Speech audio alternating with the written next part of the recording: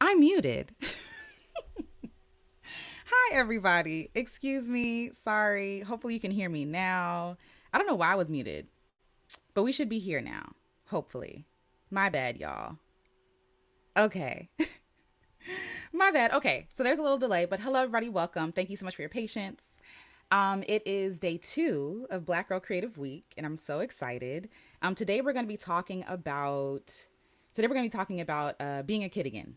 And sorry, y'all, I'm all flustered now. I'm like, no, the sound was off. But anyway, hello, hello, hello, hello. Thank you for being here. Hi, Rice and Butter. Hi, Child of 83. Sorry, y'all. I apologize. Thank you for letting me know that you couldn't see me. Or hear me, excuse me. Hi, let's talk about it with Mara. Hello, hello. Okay, good. Hi, Claudia Wood. Hi, St. Cloverton James Jones. Hi, Vivi. Looking and sounding great. Thank you. Appreciate that. Okay, so what I was saying was that I hope today you took some time for yourself. Yesterday we had a presence practice where we practice presence. We practice being in the moment, practice, listening to ourselves, listening to our minds, our bodies, really enjoying the moment, like being present in the moment. So hopefully you practice that today. And again, this is not homework. You're not going to get in trouble if you didn't do it. But hopefully you took some time just for yourself. This morning, I walked. I went out in nature and I prayed and I just enjoyed the day because it felt like fall today. Today feels like fall. Like this morning, it was like 60 something degrees outside. And y'all know I love fall. So I was here for it. I was walking amongst the trees and just like taking in all the beautiful things. Also, they're already starting to set up for Christmas lights, which is wild. It's September 19th. But anyway, so I guess it takes a long time to do that. Let me get my chapstick, excuse me. But yeah, so I took some time for myself this morning. And after this, I'll probably take some more time for myself. I might go back in nature and go for a walk again. I just love being outside. And I think sometimes when we're so busy, we don't really check in with like, what do I really love? What do I enjoy? And figuring out how to add more of that to our lives. Also, the window is open, so please let me know if you hear any noise that's distracting and I'll fix it for you. But I've been really focused on trying to be intentional with building the life that I love lately. Not that I haven't been before, but I think life just kind of gets in the way. Like we just kind of get in the flow of things and emotions. And I realized like I love being outside, right? I never consider myself to be outdoorsy, right? I don't think I'm outdoorsy. Like I don't see myself doing some of the intense things people do, but who said outdoorsy, excuse me. Who says that outdoorsy has to be the intense stuff? What if gingerly walking through the woods is outdoorsy, right? And so I want to create a life that I can spend more time outside. More on that later. But anyway, how are you all doing?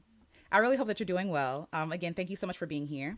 I have notes and I have announcements and things I want to share with you all. But this is day 2 of Black Girl Creative Retreat Week. So yay. So the idea of this is that you're getting your retreat in little bite-sized pieces together. So, all right. So the first thing I want to talk about is being a kid again. So there's a song by PJ Morton called Kid Again. um, let's see. Oh, thank you, Marissa. Thank you. That sounds outdoorsy to me. I appreciate that. Thank you. Hi, Shellwell. Sin Cloverton James Jones says, your childhood pick is so cute. Thank you. I appreciate that. Thank you. Hey, the Dark Knight. The Dark Nate. Hello. Top flight vocalist. That's funny. That's funny. Thank you. And hello, hello. Hi, AP Demo. Um, a live that just started. It's my lucky day. Yes, welcome. I'm happy that you're here. I wanted to do 12 because I feel like a lot of people, I mean, I'm on Eastern Standard Time and technically most people are on Central Time, but Eastern Time, 12 o'clock, a lot of people are at work so they can listen in if they can. So that's the hope. The hope. OMG. Yvonne, I'm envious, okay? Just saw PJ Morton at Jazz Festival this weekend. That's beautiful. PJ Morton is one of my favorites. Oh, he's so good. Hi, Journey to Kingdom Woman. Yay, yay. I'm happy. Okay, let me share my screen real quick. Share screen. Yes, Kid Again. All right, so hopefully you all can see this. So there's a song called Kid Again. There's so many ads on this thing. But there's a song by Kid Again by PJ Morton. And it's one of my favorite, like all-time favorite songs. PJ Morton is an amazing pianist. He's a writer. He's a singer. He also sings and plays with Maroon 5, if you didn't know. But he's talented. He's talented, and he writes a lot of love songs. And this song is called Kid Again. And I'm gonna read you the lyrics, and I think you'll understand why it's one of my favorite songs. So it's a beautiful song, by the way. It sounds beautiful. Check it out if you haven't heard it. But the lyrics go: he's talking to his kid, 3, which is like PJ Morton the third. So three. So three, what do you want to be when you grow up? And his son says, I don't know, but I'm thinking about a basketball player or a singer. I don't know yet. And so then PJ Morton says, okay, basketball or singer. And then he says, what about you, Pepe? I don't know who that is. I'm guessing his other child. What do you want to be? And this other child says, a piano player. And PJ says, a piano player? What are you going to be, like a big star, a big star? And the kid says, yeah. And PJ Morton says, yeah. And his son says, or this child, I don't know who Pepe is. This child says, just like you. And PJ Morton says, like me? And the kid says, yeah. And so then he goes into the song. First of all, that whole exchange, the whole exchange I feel like is beautiful because like how many parents really ask their kids like seriously, like not just like, what do you want to be when you grow up, right? To think about like jobs, but like, what do you dream of doing? And it also is beautiful to me because his sons or his children are able to dream because they're seeing their parent dream, right? They're seeing PJ live out his dreams. And PJ Morton is the son of a pastor. Paul Morton, he's a senior, he's a junior. So anyway, so the whole point is like, he pursued his dream, even though people were telling him not to, because like, you're a Christian artist, you should be making gospel music. And he just wanted to write love songs. And I think it's beautiful because his kids seeing him dream and live out his dream and do things the way that he wants to in an authentic way gave them permission to dream. So that's the first part. Okay. And I think it's so profound because we think that like, oh, I'm too old to dream, or, that's for children. Children have their whole lives ahead of them. I'm, an adult. I have to be serious. I have to be, realistic. And we'll talk about that in a second too. But we see that when we actually dream and pursue our dreams, no matter what age we are, we give permission to other people to chase their dream, to be a kid again as well, So anyway, so let me get to the lyrics. Let me make myself small again. Can I do this? Yeah. Okay. So the first line in it says, I'm going back to all those dreams I once had before I lit all these things in my head. My 8-year-old self would be so disappointed because I'm starting to doubt everything we said. But sometimes life gets hard and you just don't know. You could do all the things you dreamed of before. You don't need to grow up. That's the beginning of the end. You just need to believe like a kid again. Like a kid again, kid again. Ooh, the song makes me cry. You just need to believe like a kid again. Ads. Okay, verse 2. Sometimes I wish I didn't know what I know. I used to believe in the impossible, but at some point I started to trust in only what I see, when honestly my faith is really all I need. I think these lyrics are wrong. But anyway, but sometimes life gets hard and you just don't know. You could do all the things you dreamed before. You don't need to grow up. That's the beginning of the end. You just need to believe like a kid again. Like a kid again, like a kid again. You just need to believe like a kid again. Like a kid again, like a kid again. You just need to believe like a kid again. Okay, so that's the text for today. That's what we're going to be talking about is dreaming and being a kid again. When I first heard that song, I wept because I resonated with that. This idea of where I am in life right now versus what I dreamed of as a child, and how I guess, we get older and we realize that like life is not as easy as we thought it was as children. We get in these places where our dreams are discouraged, where we are offended, where we are traumatized by other people, that we are capped in our belief. And so we start to live a life that we feel like is realistic or acceptable to other people. But whole time, we're at war with ourselves because we're not happy. We trade in our dreams and our childlike demeanor and our hope and our light and our curiosity. And I'm thinking about like children, like just how open children are. Like they believe anything. They believe in anything. Whatever you tell a kid, there is no limit to what they believe. There's no limit to what they believe they can do. In a bad way too. Like you got to tell kids you can't fly off the roof. You know what I mean? Like you're not invincible. Teaching them gravity. We have to reel them in. But that space that they take up to believe that anything is possible, I feel like we give that up because we feel like we have to be an adult. And I love that line that says, you don't need to grow up. That's the beginning of the end. Growing up is a trap. Growing up, like this idea of capping ourselves and limiting ourselves and our abilities and all these different things, limiting our dreams. our ideas, seeing them as not good enough, right? And then based on whose definition? Based on whose definition are we saying that something is realistic or not? Who benefits from us believing that our dreams, that our ideas are less than brilliant? We don't. But we don't benefit. Hi, Camilla Shakur. Hello. Hey, y'all. I'm back. Glad that you're here. Glad to be here with you guys. I'm glad that you're here. Thank you for being here. Yes. Please add to playlist. Oh, yes. Hi, Lavendula. Hello. Good morning. The name of the song is, hold on one sec, is Kiddigan by PJ Morton. So he has two versions. So on one album, it's on Paul, but it's also on his piano album. And he sings it like acoustically, and it just feels like, oh, it just feels so good. So there's two versions, but yes, but both versions have the same words, and it's both beautiful. And I would say listen to the one on the piano version, because it goes into a song called Mountains and Molehills, which is also something. Let me actually see if I can look this up. This is not where I wanted to go, but this site is so janky. Okay. Mountains and Molehills. Oops, I can. Molehills. Yes, PJ Morton. Okay. And the reason why I say this version is really good too, here, I'm just going to read this to you real quick. There's this girl from the small town. She doesn't really fit in. Wants to leave and spread her wings, but she feels that she's boxed in. She says, I'll never make it in the big city because things are always moving fast. Besides, where will I live? Where will I work? So much to search. And I'm fresh out of cash.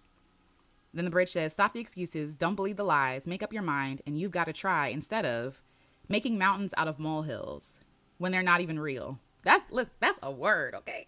They're not even real. Need to go and follow your dreams. Not as hard as it seems. You've got to try. Try. I love that song. You got to try. You won't know unless you try. In the next verse, now let's fast forward to the present. She lives in a high rise right downtown, making more money than she ever has in her life. Now she just looks back and laughs to think that she ever thought twice.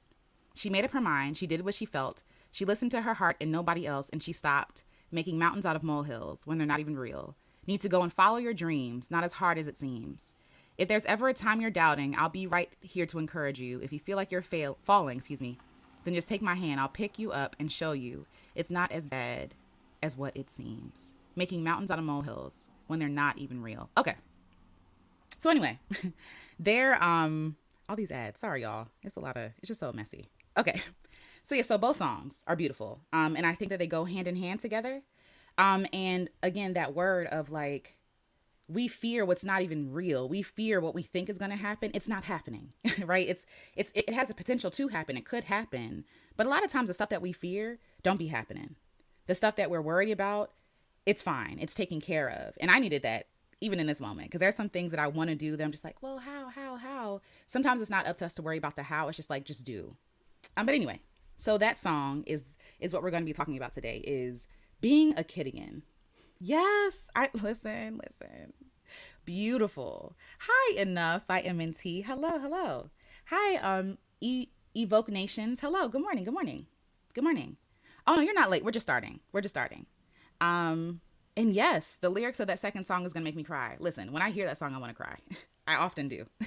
So it's a beautiful song. All right, so I'm gonna go to my notes real quick, y'all. I don't want to hold you long, because I want you to be able to apply these things that we talk about today. So yay.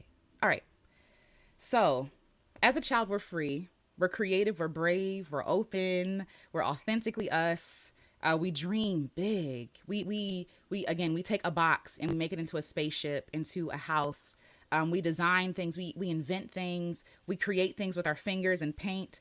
And we're just in the moment. Like as children, they're just in the moment. Kids are very much in the moment. And kids also are born knowing that they're worth something, right? They're born knowing that they're important. And obviously, like this can be, we got to teach kids, patience, and we got to teach kids sharing and all these different things. But they come into the world selfishly knowing I'm worthy. Pay attention to me. I'm crying, feed me, clothe me, bathe me, hold me, right? Like I'm worthy of this. And I think that as we get older, we start to learn shame. We start to learn fear. We start to learn that not everybody is as safe as we thought that they were, that the world is not as safe as we thought it was. And even as a kid, we're celebrated for our brilliance and our progress and our failures, right? Like when a kid is learning how to walk and the baby falls on their butts or on their faces, No parent is like, stop all that walking, right? Like no parent is like that. No parent, hopefully, a good parent is not saying stop all that walking or you failed, you're a loser, all these different things, right? We're like, yay, good job trying, right? And we're soft with children. But as we get older, the expectation rises and the pressure we put on ourselves usually is given to us by somebody else. But the pressure that we give ourselves, that we put on ourselves is machine like, robotic like, that somehow if it doesn't end up the way that we want it to end up, that we failed, that mission unaccomplished, right? Like we feel so weighted down by things that don't go our way. And so as children, right, we feel safe for a moment. And for some people, that moment is shorter than others because a lot of people had to grow up faster than others. And that's very real. And when that happens, something changes in us. Like our mind rewires to keep us safe. When our childhood is robbed from us, when we are traumatized by other people, when we have things taken from us, when we learn instability, when we learn insecurity, when we learn poverty, when we learn shame, all these different things, like our that safeness, that safety that we felt to be open and to dream big and to be a kid, we kind of feel like it closing in on us, right? Like we feel like, oh, I'm not as safe as I thought I was. And for you, the question I want to ask you is, what happened to your dreams? What happened to your child-like self? The one that was open and not fearless, but like brave and just believed anything is possible. Like what happened to your child self, your inner child? What happened? For me, my trust was betrayed. I had to grow up very fast. I think again, the instability with my father, with my parents, that kind of stuff, like it really taught me instability, and I'm still unlearning that right now. I'm unlearning this feeling of like I'm not safe. I'm never safe. You know what I mean? Like I'm never safe. Somebody could take something from me. Excuse me. Somebody could, take away my safety. Somebody could take away my peace. Somebody can take away my like the love that I have. When your parents get divorced, there's a lot that happens, right? It's like the foundations, like literally your foundation is shaken. It's shaken. It's destroyed in some ways. And I think with the stuff that was surrounding that, like I really felt like, oh, I have to look out for myself now. I'm not safe anymore. I don't have that safety anymore. School happened to me. School, like competing with other classmates, you know what I mean? Trying to get that sticker, that star, that gold star, that sign of approval, whatever that looked like, at the front of the desk, at the front of the classroom, right? Those kinds of things changed me. Money, okay? We need money to survive. And so in my mind, I've, in so many ways been taught that if it doesn't make money, it's in the way. If it doesn't make money, this is something extra.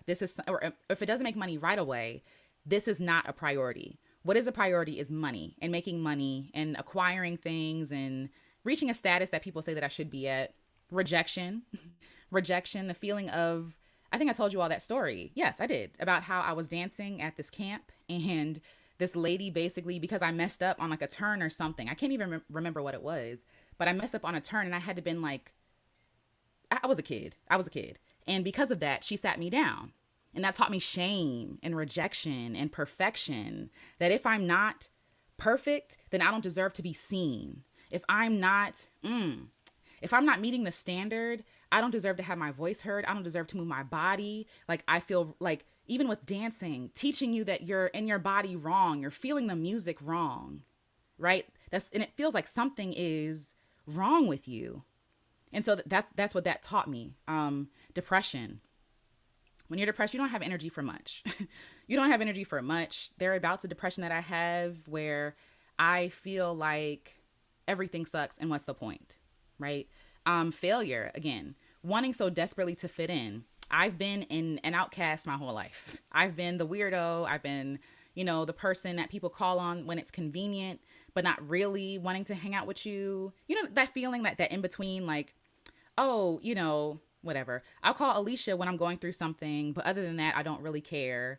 Or, I say that I love you, but not really. I'm going to love you in secret, but not really publicly, like that shame, like that learned shame. Because as a person who, I'm a truth teller. I'm a truth teller and a truth seer. And a lot of people don't like truth seers or tellers. They want you to keep playing along and And I did for a long time because I was people pleasing, because I wanted to be seen as worthy. I wanted to be seen as enough. But like after a while, I'm like, I don't want to lie anymore. I don't want to lie anymore. And so when you are telling people, and it's not even like mean, like in a mean way, but when you're telling the truth, some people don't want to hear the truth, right? And so it's inconvenient for them to live in their lie when you're around and you want to tell the truth, or when you're a truthful person.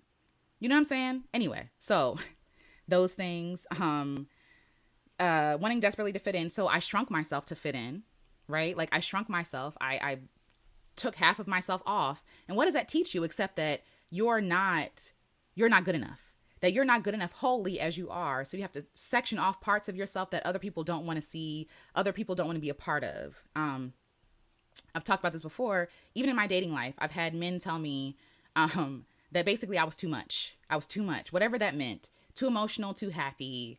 That my, what is the word? That my testimony was too big. And we talked about that before because the church boys be the worst boys. But yeah, like this idea of like, oh, wow, I'm damaged goods. Something's wrong with me. And so these are parts of myself that I should be ashamed of. Wanting someone putting a cap on my own dream because of their fear, because of their envy or jealousy, or because they want to keep me safe. And so I'm like, okay, maybe I should second guess my intuition. Maybe I should second guess my ideas and my dreams, right? What is it? So yes, I said someone put a cap on my dreams, ideas, and visions. Poverty, like I said, poverty is a real thing. Experiencing poverty, experiencing being poor is traumatizing. You don't even feel like you're deserving of good stuff. You don't even feel like you're deserving of chasing your dream when you're poor. You like that's for me anyway. I felt like, oh, if I'm pursuing my dreams, right? This is something extra. But first I have to make money. First I have to establish myself as a fully developed human being by making money. And if I don't have money, then I don't deserve the right to pursue my dream. I don't deserve happiness. I don't deserve safety. I don't deserve luxury. I don't deserve good things. So I'm denying myself good things, and my dreams and my ideas and my childlike self is a good thing. Is a good thing. But I felt like, oh, I have to put childish things away to be an adult. And trauma in general, whatever, insert whatever you need here. But yeah, and we can also feel like it's too late. We've pushed away our childhood self for so long that we feel like, I can't jump back in now. I don't even know who that person is. I don't even know how to get back in touch with her or him, right? Like, or them. I don't know how to get in touch with them. And so for me, it's like, you know, we count the years that we've lost. Excuse me. We count the years that we've lost, and we realize like, oh, well, I'm too far now, too far gone now. No point in turning back now. I've built a whole career. I've built a whole family. I have set up my life here, and we feel like we're stuck. We feel like there are no other options for us. And how we talked about like destruction is creation. And we feel like if we destroy what we have here, right, then somehow it's too late for us and it's putting us back. But the truth is that when we're building something that we're not aligned with, when we're building something that we're not happy with, that is not that it's judgment, but that is the failure, right? Destroying it and starting over and doing something different. That is success. That's success. Like, so we're and these ideas are given to us obviously by capitalism, by, you know, like hustle culture, grind culture, like progress, you know, profits, you know, expansion, growth. And we only see growth in one way. We only see growth in like the money, the followers, the fame, the fortune, the access, the people who are shouting your names, right? These are very shallow measurements of growth. These are very shallow measurements of growth that are put onto us, right? If I get the A, then I'm a good student. You can get the A and not retain anything, right? Like you can get the A and still not know what you're doing. I know because I've been there, right? Like we use these shallow, man-made, made-up things to judge whether or not we're worthy, whether or not we're good enough, whether or not we're growing. When a lot of growth happens in ways that you can't even see. When you look at nature, and it's amazing how nature keeps like reflecting back to you truth, right? Like that is the truth. A lot of the stuff, even for myself, I felt so discouraged because I'm like, the numbers aren't growing. I'm not making money. Like, what's the point? But then when I'm looking below that surface, right, under that ground, my roots are getting deeper. I'm realizing who I am. I'm more comfortable with who I am, right? Like, I might not have all the fame and fortune, but I have myself. And I think that is growth. Like, I might not have all the things that I think, make me a good person or think that make me successful. But what is a success is that I'm coming home to myself. And it looks like regression. It looks like coming back, but I'm coming back to the truth.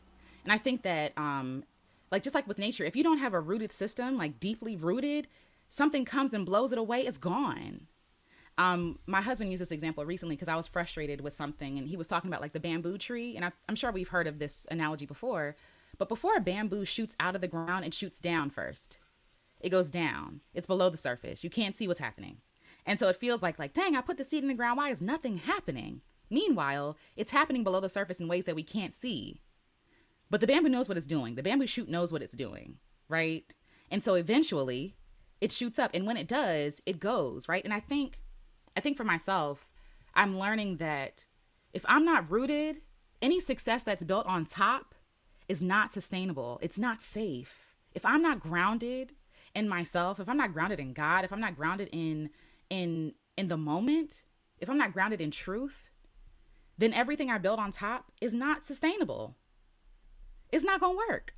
So anyway, so that is growth to me, right? And I'm redefining what success looks like and what growth looks like, and not basing it on other people's standards. And the sad part is that our childhood self never had the opportunity to learn, like, who you are is enough. What you believe is true. Like what you feel is yours. The dreams that you've been given is a gift, and it is yours, right? Nobody was there to protect that child. The child was just trying to be loved and protected and seen and honored and to be the good kid. And so trying to be the good kid, we give up the goodness that is us. And it's harmful. It's harmful. We realized that it wasn't safe to play or to be ourselves.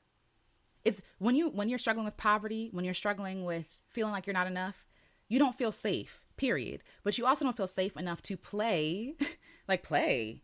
Girl, we're surviving right now. How are we going to play?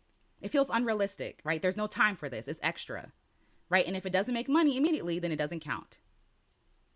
We exchange the safety for our dreams. Like we exchange safety or love from other people.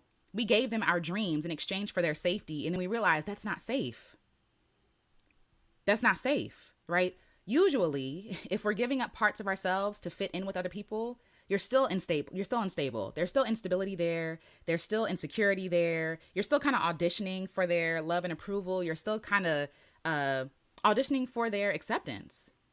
That's not safety. That's not security. That's not peace, right? That's not peace. That's work. That's striving. It's effort.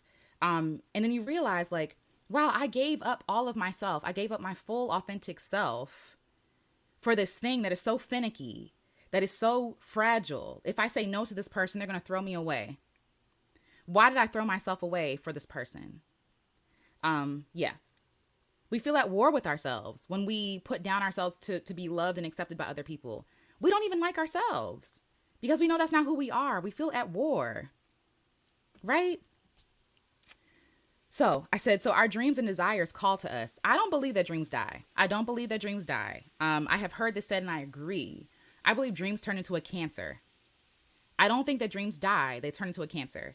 Dreams that turn into a cancer, what does that look like? Dreams that make us envious of other people doing what we want to do.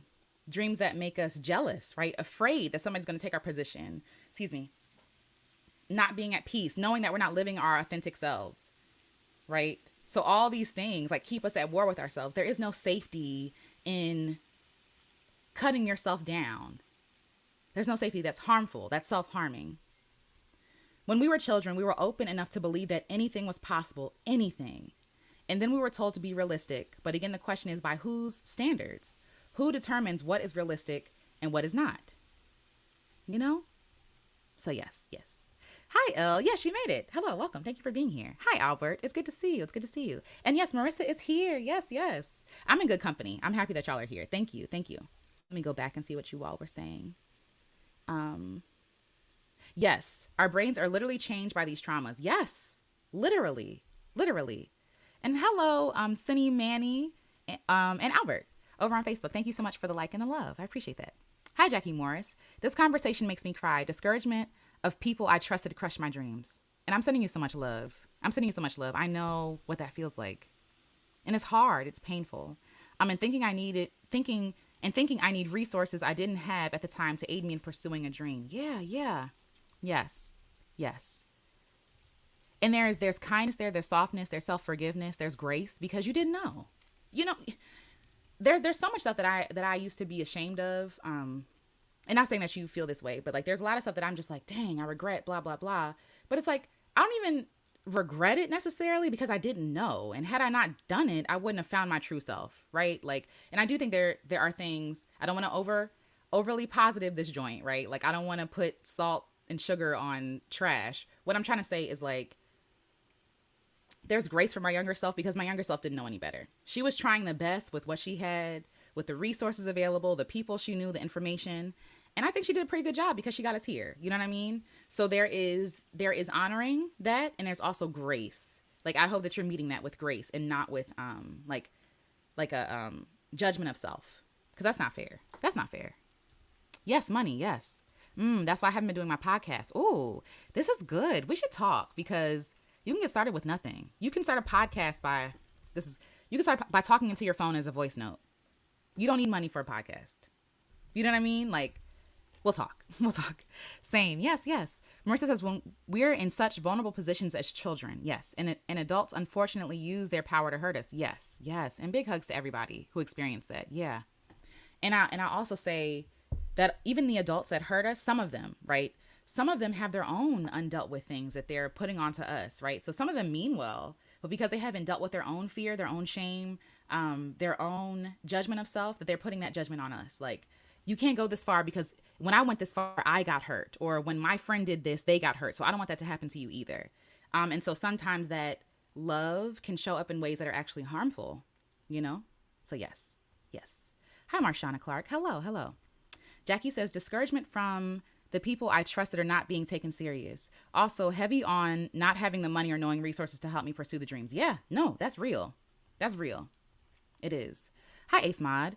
I was a really confident child, and I'd say a sibling who constantly put me down for years dampened that, and I don't think I've ever really recovered. Thank you for the slide. It's very profound. You're welcome, and thank you for sharing that. I appreciate that. Don't want to show up because there's this wrong or that. Yeah. Shellwell says, I'm learning. I get it. Okay, good. Hi, optimistic girl. I love that name. Your talks are the bomb and so transparent. Thank you. And thank you for being here. Yes. We're sending you a lot of love, Ace Mod. Yeah, I understand that. I do. Jackie says, people will tell you you can't do that. It's too late for that because they didn't show up for themselves. This is it. This. Seeing you glow from this dream triggers projection. Right. And that's what I'm talking about, saying that unfulfilled dreams turn into a cancer. Unfulfilled ideas turn into a cancer. It eats at you. It makes you insecure. It fills your mind, right? Because the energy is supposed to be moving out of you.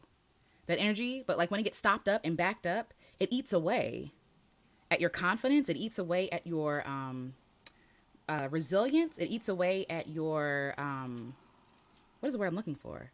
At your creativity.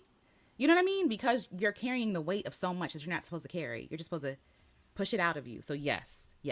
And again, that cancer shows up as envy. It shows up as jealousy. It shows up as like also just being down on yourself. Like that's how it showed up for me. Like when other people would do stuff that I wanted to do that I wasn't brave enough to do, or that I felt like I couldn't do, it would feel like, dang, everybody else gets to be successful, right?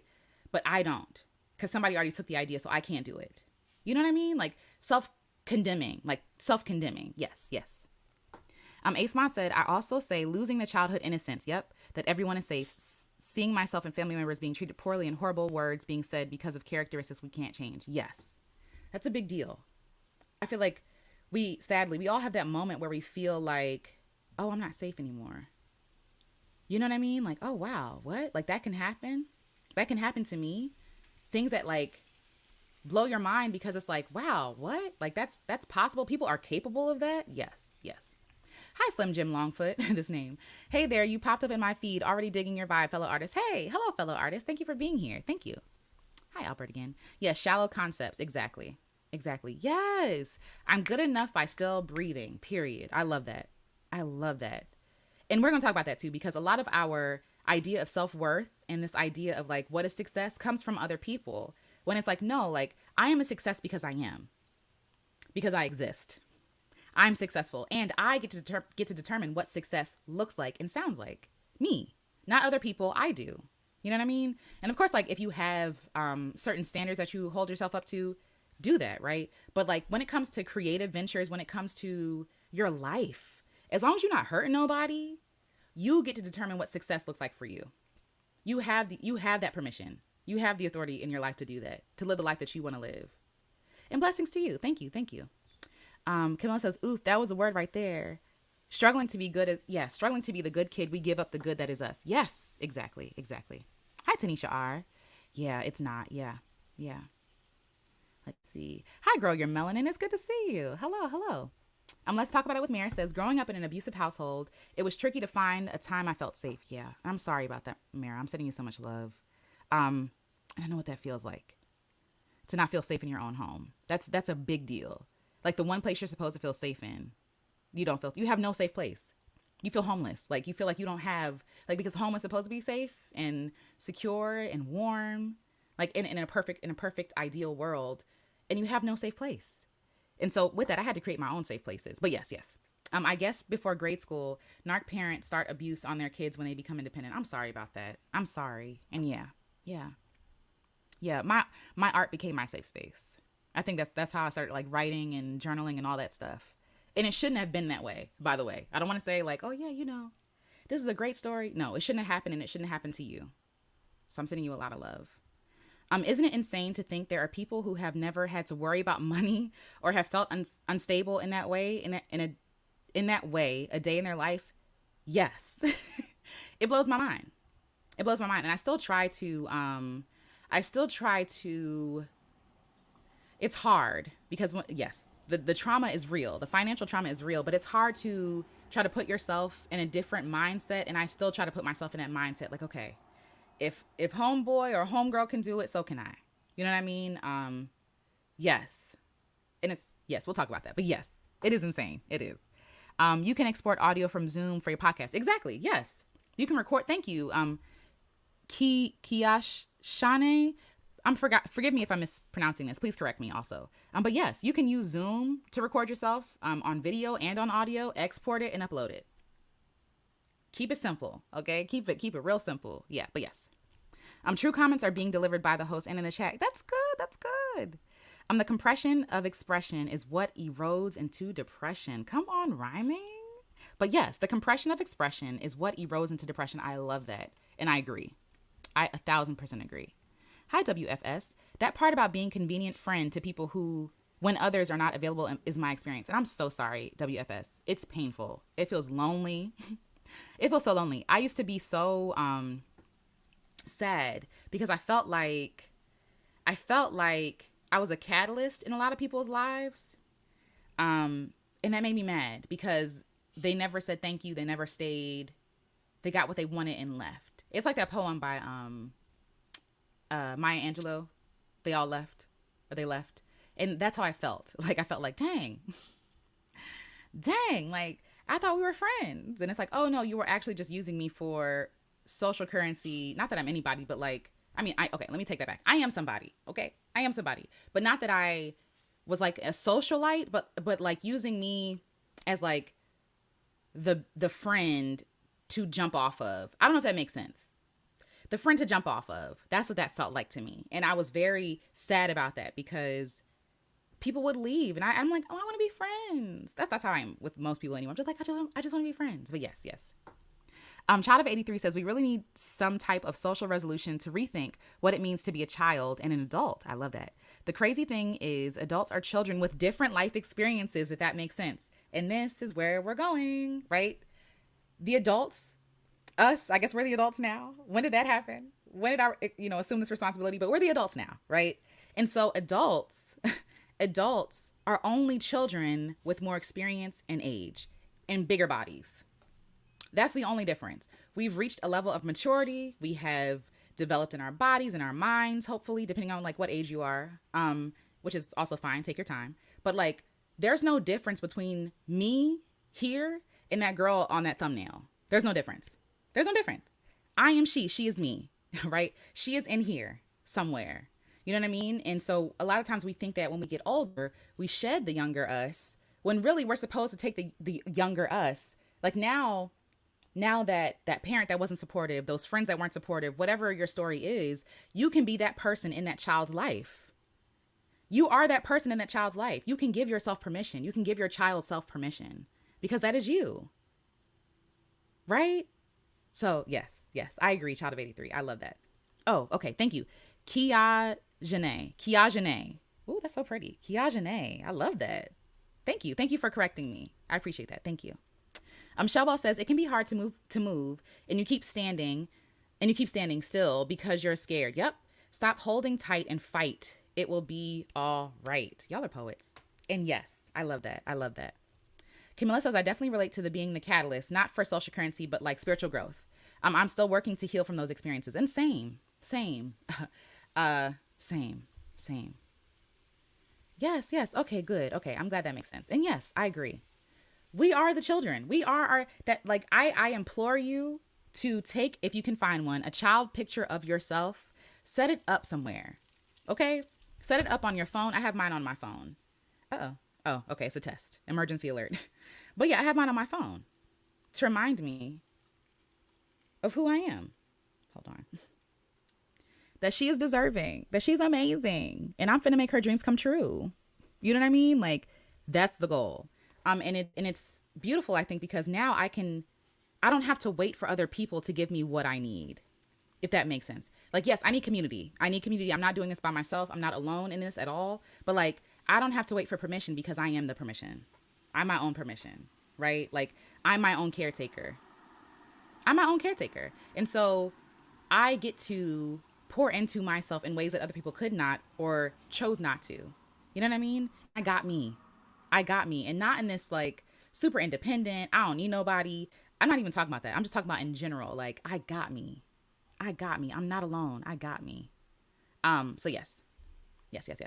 And again, like the social currency, I think this is exactly what I was talking about. Like that, like people would invite me to stuff so they wouldn't have to go alone. Right? Like, that's what I mean by social stuff. Like, come with me so I don't have to be by myself. Come with me so, you can, be third wheel while I'm trying to talk to this person. Being used for stuff like that as a placeholder. But yes. And that's traumatizing because you feel like who said that? Vicky, I don't know if you're listening, but I feel like Vicky said this. But feeling like a side character in your own life, that's how I felt. Like, oh, I'm just here. I'm Robin to everybody's Batman, if that makes sense. Like, I'm never what is the word I'm looking for? The main character. It's not giving main character energy, it's giving Robin, which is like, we love Robin, we need a sidekick, everybody needs a sidekick.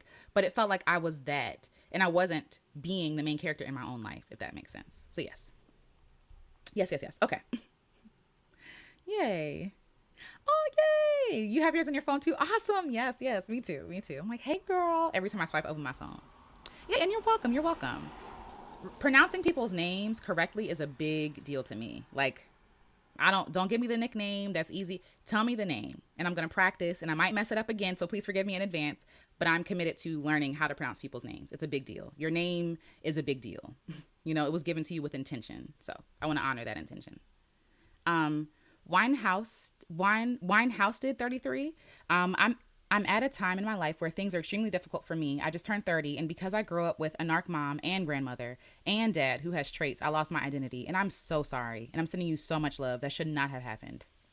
But I am glad that you're beginning to at least recognize where that came from, right? Like, because that's a huge step. Because some people don't know where it comes from or what happened, but you can actually pinpoint where it happened, and you can start to kind of like go back from that point. What is the word?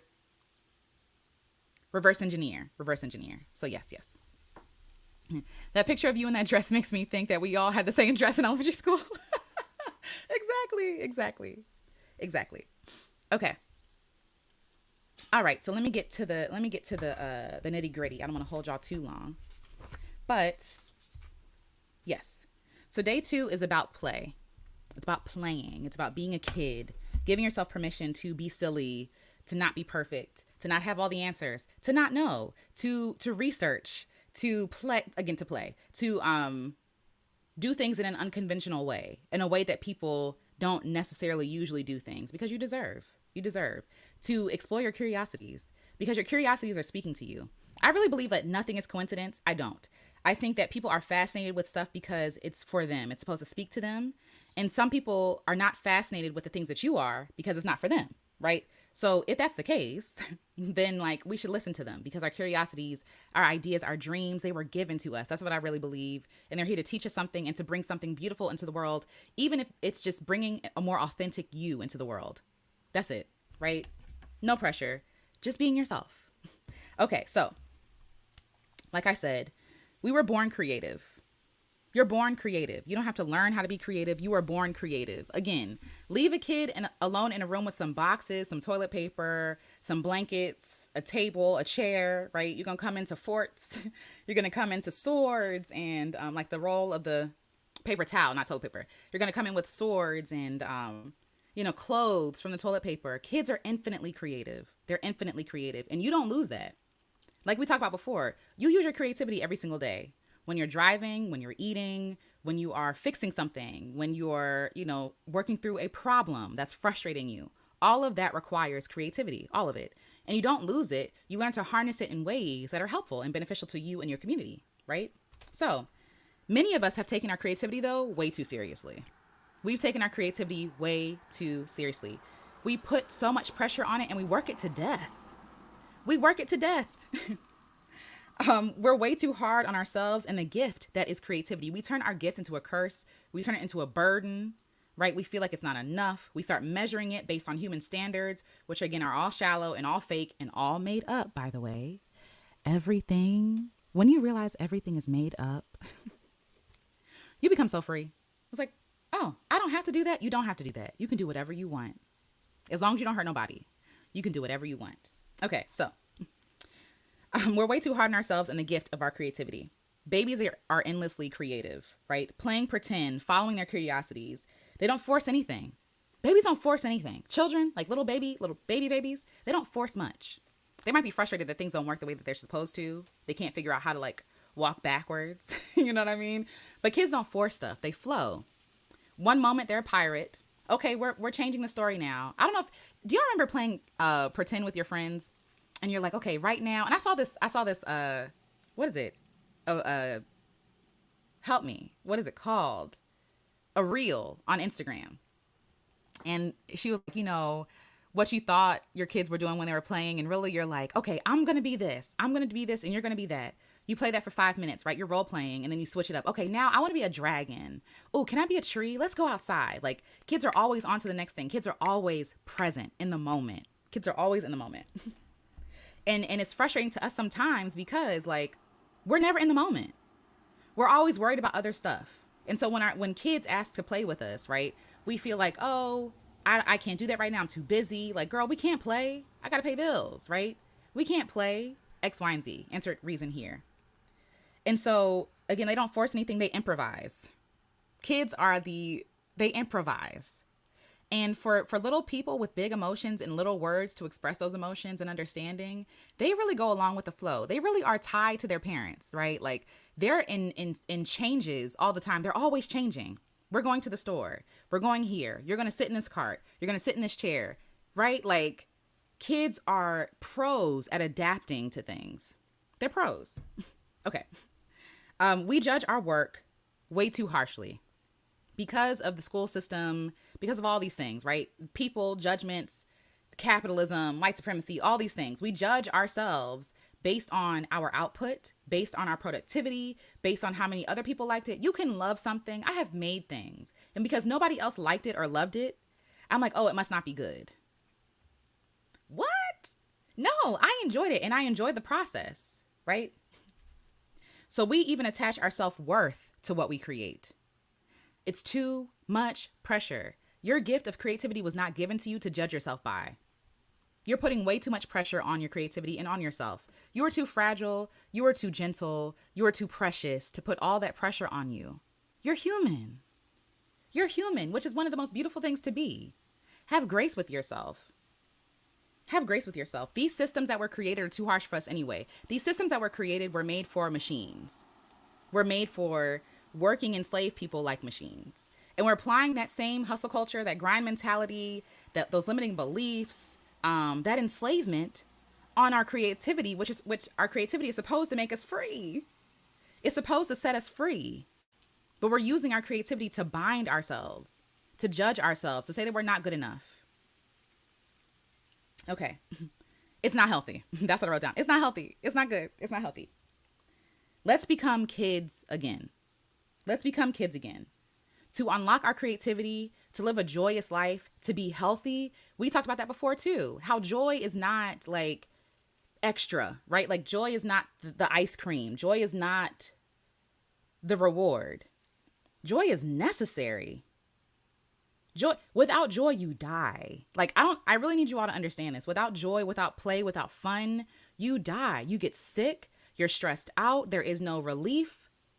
You have all this stress in your body with no way to take it out. Creativity helps you to process that stuff. When I'm going through my heartbreaks, I write songs, I journal. Okay. I'm going to cry, right? It's production. It's creativity, not production for the sake of making money or for checking boxes off, but it's joyful production. It's creative production.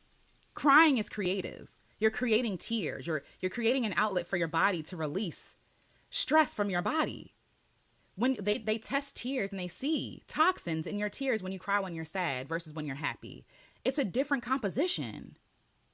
Our entire being is creative. And when we deny ourselves the ability to create, we kill ourselves. Literally. Yes, exactly. Joy is so necessary. It is.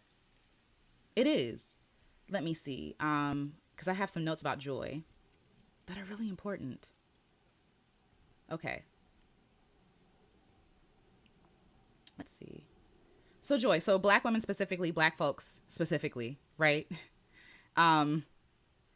We cancers, high blood pressure, cholesterol, stress-related illnesses, right? When we play, when we have fun, guess what happens? When we create, literally, physically, we lower the stress in our bodies. Literally. This is science. We lower our blood pressure when we create. We lower cholesterol. There's less tension in our bodies. We release dopamine. We relax our facial muscles. I can't speak. We relax our facial muscles, right? As somebody who suffers with TMJ from like holding my jaw like this a lot, and I have an overbite, so like trying to hold it together. You know what I mean? I have TMJ now. My jaw clicks when I chew. When I have an ear infection like I did, like a month ago, everything inflames and I can't eat because it hurts, because of stress, because of lack of creativity, lack of fun, lack of joy, lack of play. Also, when you play and have fun, it builds your immune system. There are times when I was in college, when I was sick as a dog. Oh my gosh, when I was sick as a dog. You know what I mean? And like I realized looking back, I was stressed out, staying up all night, doing all these papers, running to and fro, working part-time, just overdoing it, writing papers, like too much. Also, when you have fun and you're experiencing joy, it protects your heart. You have a less chance of heart attack and stroke. You have a less chance of having a heart attack and having a stroke. When people take the fun out of your life, you are literally making yourself ill. They are literally weaponizing that to harm you. So it makes sense why the powers that be don't want us to have fun and to be creative and to play. Why it feels like a luxury to play and to have fun. You know what I mean? And again, as someone who struggles with poverty, who experiences poverty, who is experiencing poverty now, there is shame and guilt that I feel. Right? This again, that fear that I tell you, that shame that I felt like, oh, I'm too poor to enjoy myself. I can't have fun.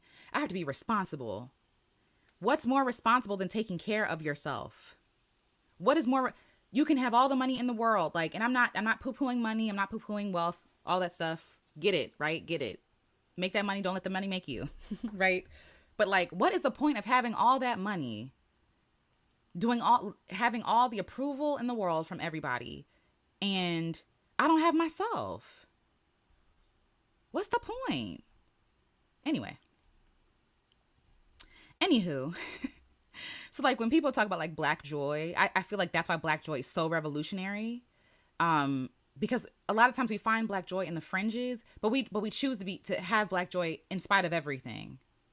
We still gonna have fun. At the end of the day, like I've been to a few funerals lately, and of family members, and it's like even at the funeral, we gonna find a way to laugh.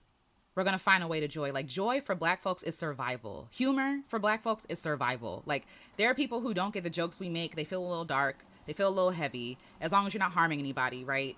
And it's like, no, this is our way to survival. These are tactics for survival. Of course we're sad, but we still gonna make a joke because we need that lightness. Humor and joy, black humor and black joy has carried us for so long. Sometimes, what is it? You gotta laugh and keep from crying. It's a phrase, but it's true. We use that to take care of ourselves. Anyway, so what I want to say about reconnecting with your inner child, right? You don't need permission or an excuse to play with your inner child. And I say that because I'm all for the inner child work. I'm here for it. I love it. Love to see it. Love to see black folks specifically having fun. Love to see people getting back in touch with their playful side, using that to share joy and positivity and creativity with the rest of the world, right? But what I worry about is that people feel like, oh, I'm doing this for my inner child, because you feel like you have to explain to somebody why you're doing it. You don't owe anybody any explanation. You don't. I'm going to be 95 years old if Instagram is still around or whatever I'm doing, right? And I'm still going to be having fun, not because I'm doing it for my inner child, but because I'm doing it for me. I'm doing it for me because I am my inner child. Like I said, she is me. I'm just in a bigger body, with more experience, different features, but it's still me. But you don't need permission. You're human. And because you're human, you deserve softness and play. As we grow older, we're taught that play and creativity has to be left behind. We got to grow up, right? Like the song says, it's a trap. Growing up is the beginning of the end, because what we really say about growing up, it's not about like being mature. It's not about being wise. It's not about being thoughtful and careful and measured, right? When people say grow up, what do they mean? They mean put down childish things, right? But their definition of what childish things are is not mine. It's not mine. It is not childish for me to want to paint. It's not childish for me to want to go walk in the woods, to play in the snow, to jump in a pile of leaves. It's not childish. Like, it's shame that we're taught from other people. But we feel we want to jump in that leaves. We want to jump in them leaves. But we feel like, no, that's what kids do. I can't do that. That's not what adults do. We learn the shame. And again, like I keep saying, people don't have to audibly and physically stop us from doing things. The shame is strong enough to stop us from living. They have us controlled by shame. When was the last time you did something just because you wanted to? Not because it was the right thing to do or it made sense. When was the last time you did something like, I'm just going to do it? Whatever, because I want to. More of those. I don't want to have to fraction myself off and make it make sense to other people. And I don't want you to have to do that either, right? It's still you asking for permission in kind of in some way sometimes, right? When you say, I'm doing this for my inner child, it's still kind of people pleasing sometimes because, okay. You're doing it for your inner child. When it's like, no, I'm doing it for me. I'm doing it because I want to. You know what I mean? But if you need to say that you're doing it for your inner child, do that. If that gives you permission to do it, do it. Whatever you got to do. But also don't feel like you owe people an explanation, because you don't. You grown. You don't owe people an explanation. You need no one's approval or permission. But I understand it, right? I understand it. And I honestly believe like this is how we were created. This is how we were supposed to live life. Even as a Christian, right? There are so many scriptures where Jesus is talking about, oh, you need to be like a child. That's how you get close to me. Being like a child, being childlike, which really makes us question and push back like our pride, right? Feeling like, oh, I'm grown. Look what I've done. I've done everything. I'm amazing, right? Which you should be proud of yourself. But I think like even in scripture, like it talks about like being like a child. Okay, spam is calling me. Sorry. I thought somebody was calling me. But being like a child. And I feel like that's the key. Like that's what we're missing, is that childlike feel. When we're children, think of what children are that are protected and safe. Joyful, playful, childlike, light, feeling light, like you're not carrying the world on your shoulders. But for some of us who have been, who had to grow up too fast, you had to put the world on your shoulders, on the little baby shoulders, right? You're expectant of great things. Like kids just know good things are just going to happen. They're just like, it's going to be a wonderful day. Everything's amazing. I'm taken care of, right? There's not a worry in the world. And I think God made it simple because humans complicate everything. We complicate everything. But we can learn a lot from nature and from children. I really do believe, right? And that to me, like this idea of like soft life, I feel like that is soft life to me. Taking my time, being childlike and soft and being in spaces that make me feel safe and seen. And I don't have to perform for other people. I don't have to keep pushing down parts of myself. You know what I mean? Yes. And so even with our joy and our play, right? Like it spills into our interactions with other people. People who are happy, they make you happy. It's contagious. People who are, unless there's something that triggers something in you, like, why are you so happy? Right? Either way, it triggers something. It resonates with somebody somehow. Our joy is not just for us. Like, yes, it's for us. Our play, our creativity is just for us. That childlike feeling is just for us. But when we give ourselves permission to be children, we also give people permission to put down their guard as well and to be a kid. Like, oh, we can do that? Oh, maybe I could try that. I would love that. You know, we remind them of what's possible. We remind them of what it was to be free when we are free. And so the work starts with us, and we just live our lives and we share what we want to share. We be who we want to be. We be what we want to be. You know what I mean? And that freedom spreads to other people. Okay. So, and the beautiful thing about play and creativity is that play and creativity is a meditative process. Playing, having fun, being in flow, it keeps you in the moment. And like I said, one thing that kids are is in the moment. As adults, we're always stressed out, that fear, right? When we talk about mountains out of molehills, fearing stuff that's not even happening. Our imagination is that powerful that we imagine things that are not happening, and that's enough to stop us. It's not happening. It's nowhere around us. The fear is real, right? The potential for it happening is real. It's possible. But for the most part, we're not fearing stuff that is happening. We might be fearing something that happened before and applying it to here, but kids are in the moment. Kids are in the moment until they're taught not to be in the moment. And playing brings us back to this moment, to being present. Okay. Oh, yes. And kids collaborate with others. Kids, like, you're going to be this, do this. Okay, be that. Okay, and they're like, okay, can I do that? Yes. Like, just sharing ideas, going back and forth. And when you share those ideas, when they're in a space, like their little dreamatorium that they talk about on, what is it? Community? It's a show. Community.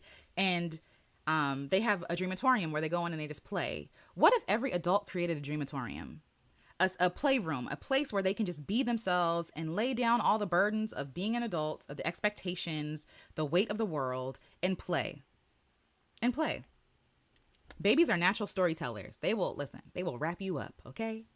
Guess what happened to me yesterday? Okay, and then this, and then this, and then this, right? Like, they're open, they're prolific, they're vibrant. They go with the stuff and make stuff up on the fly. They're the best improv folks. They're not attached. They're never attaching their self-worth to their creativity until they're told to, that they have to perform and meet some sort of standard that an adult decided that this is the standard. Like, and I think about this example. When you go into a kindergarten class and you ask every kid, and I said this before, who is a good artist? Who's a good singer? Who's a good writer? Who's a good photographer? Who's a good storyteller? All the hands go up. They know that they're good until they're taught by their teachers and their peers or whoever, parents, whatever, that they're not good. Now, what changed? Did the truth of them being good, were they wrong? No. They were judging themselves by their own standards. But then we put on the standards of other people, and if it's too big or it's too small or it's too narrow, we can't breathe. And we're trying so hard to fit into these heavy things, and we think something's wrong with us. No, you just need a bigger size or you need a smaller size or you need a different outfit altogether. Maybe as someone, I don't know what I was going to say, maybe you don't need rompers because you don't have the body for it. And I don't mean how it looks. I'm a person with a long torso. This is why this is a bad example. I'm a person with a long torso, right? And so rompers don't always work for me because I be having wedgies, right? And so I'd be like, dang, what's wrong with me? Why am I not da-da-da-da? Well, maybe I can fashion my own romper. That's long enough, right? Maybe I need to shop from a specific place, or maybe I can fashion together something else by putting other pieces together from other places. You know what I mean? The problem is not you. That's my point. My point is the problem is not you. Just like the romper, it was created for shorter people, usually thinner people, right? And so I'm like, oh, I'm the issue. I need to fix my body to fit into this outfit when really, no, this outfit was outfitted for somebody who was not me. So let me find something else that fits. That's what I'm trying to say. So when we start to equate our creativity to mean, what does this say about me and my worth and value? We run from it because we don't need another thing to judge ourselves by. We don't need it. We don't need another reason to say, well, we're not good enough. And so for a lot of things that we want to try drawing, we want to try painting, we want to try singing or a podcast, right? And we feel like either I'm not equipped, I don't have what I need, or I'm not good enough. So I don't want to try something I'm not good enough at because I don't want to judge myself again. We limit our life when we do stuff like that because it doesn't mean anything about your worth and value. Your creativity means nothing, and that's freeing.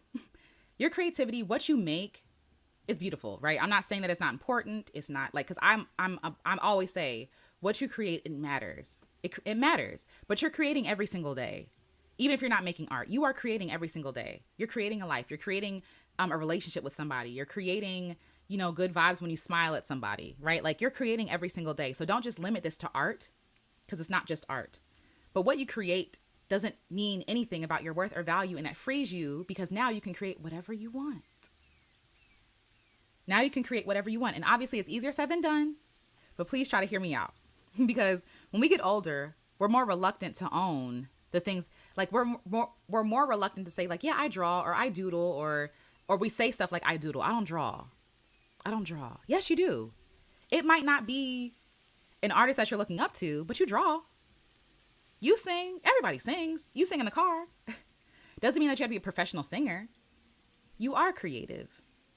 But we're saying, I don't deserve to be labeled as this because I'm not as good as that person.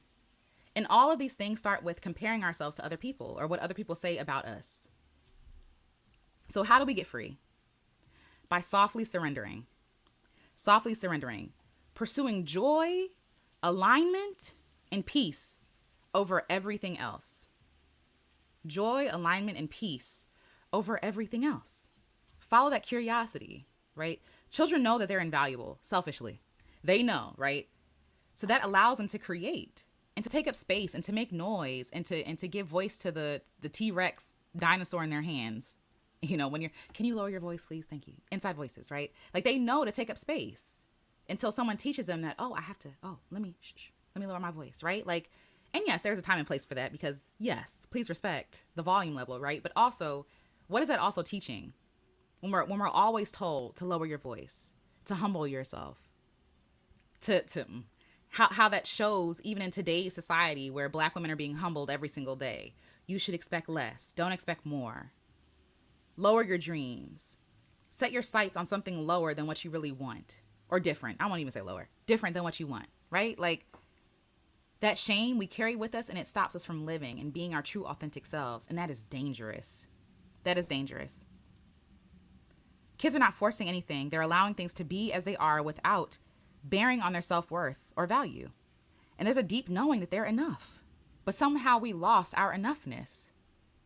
We lost our enoughness in the boardroom, in the schoolroom, with our parents, with our peers, whatever that is for you, with our family. You know what I mean? And we felt like, oh, because they're saying that I'm not enough, then I must not be enough. If enough people tell you that you're not enough, you're going to believe them. And they're kids. We're impressionable. It's not our fault that our childhood was taken from us, but we can begin to recover it today. I don't care what age you are. You could be 105. You can reclaim your inner child today. So what does this look like? Surrendering. Stop trying to force things. Sometimes we're trying to force things and hold things together. And I learned this last year because I took 2 weeks? 2 weeks off of working because of my own poverty trauma. I'm afraid to take a break. I'm afraid that if I stop working, then I'm not going to be able to eat or take care of myself. And taking a break last fall, actually. So it's almost a year. So yeah, last year really taught me that, like, some of the stuff that fell apart, that I was afraid of falling apart, needed to fall apart. It needed to fall apart. A lot of stuff that I was holding together, it was stressing me out to hold it together. When I released my hands and let it fall where it may, shout out to Trisha Hershey, let it fall where it may, right?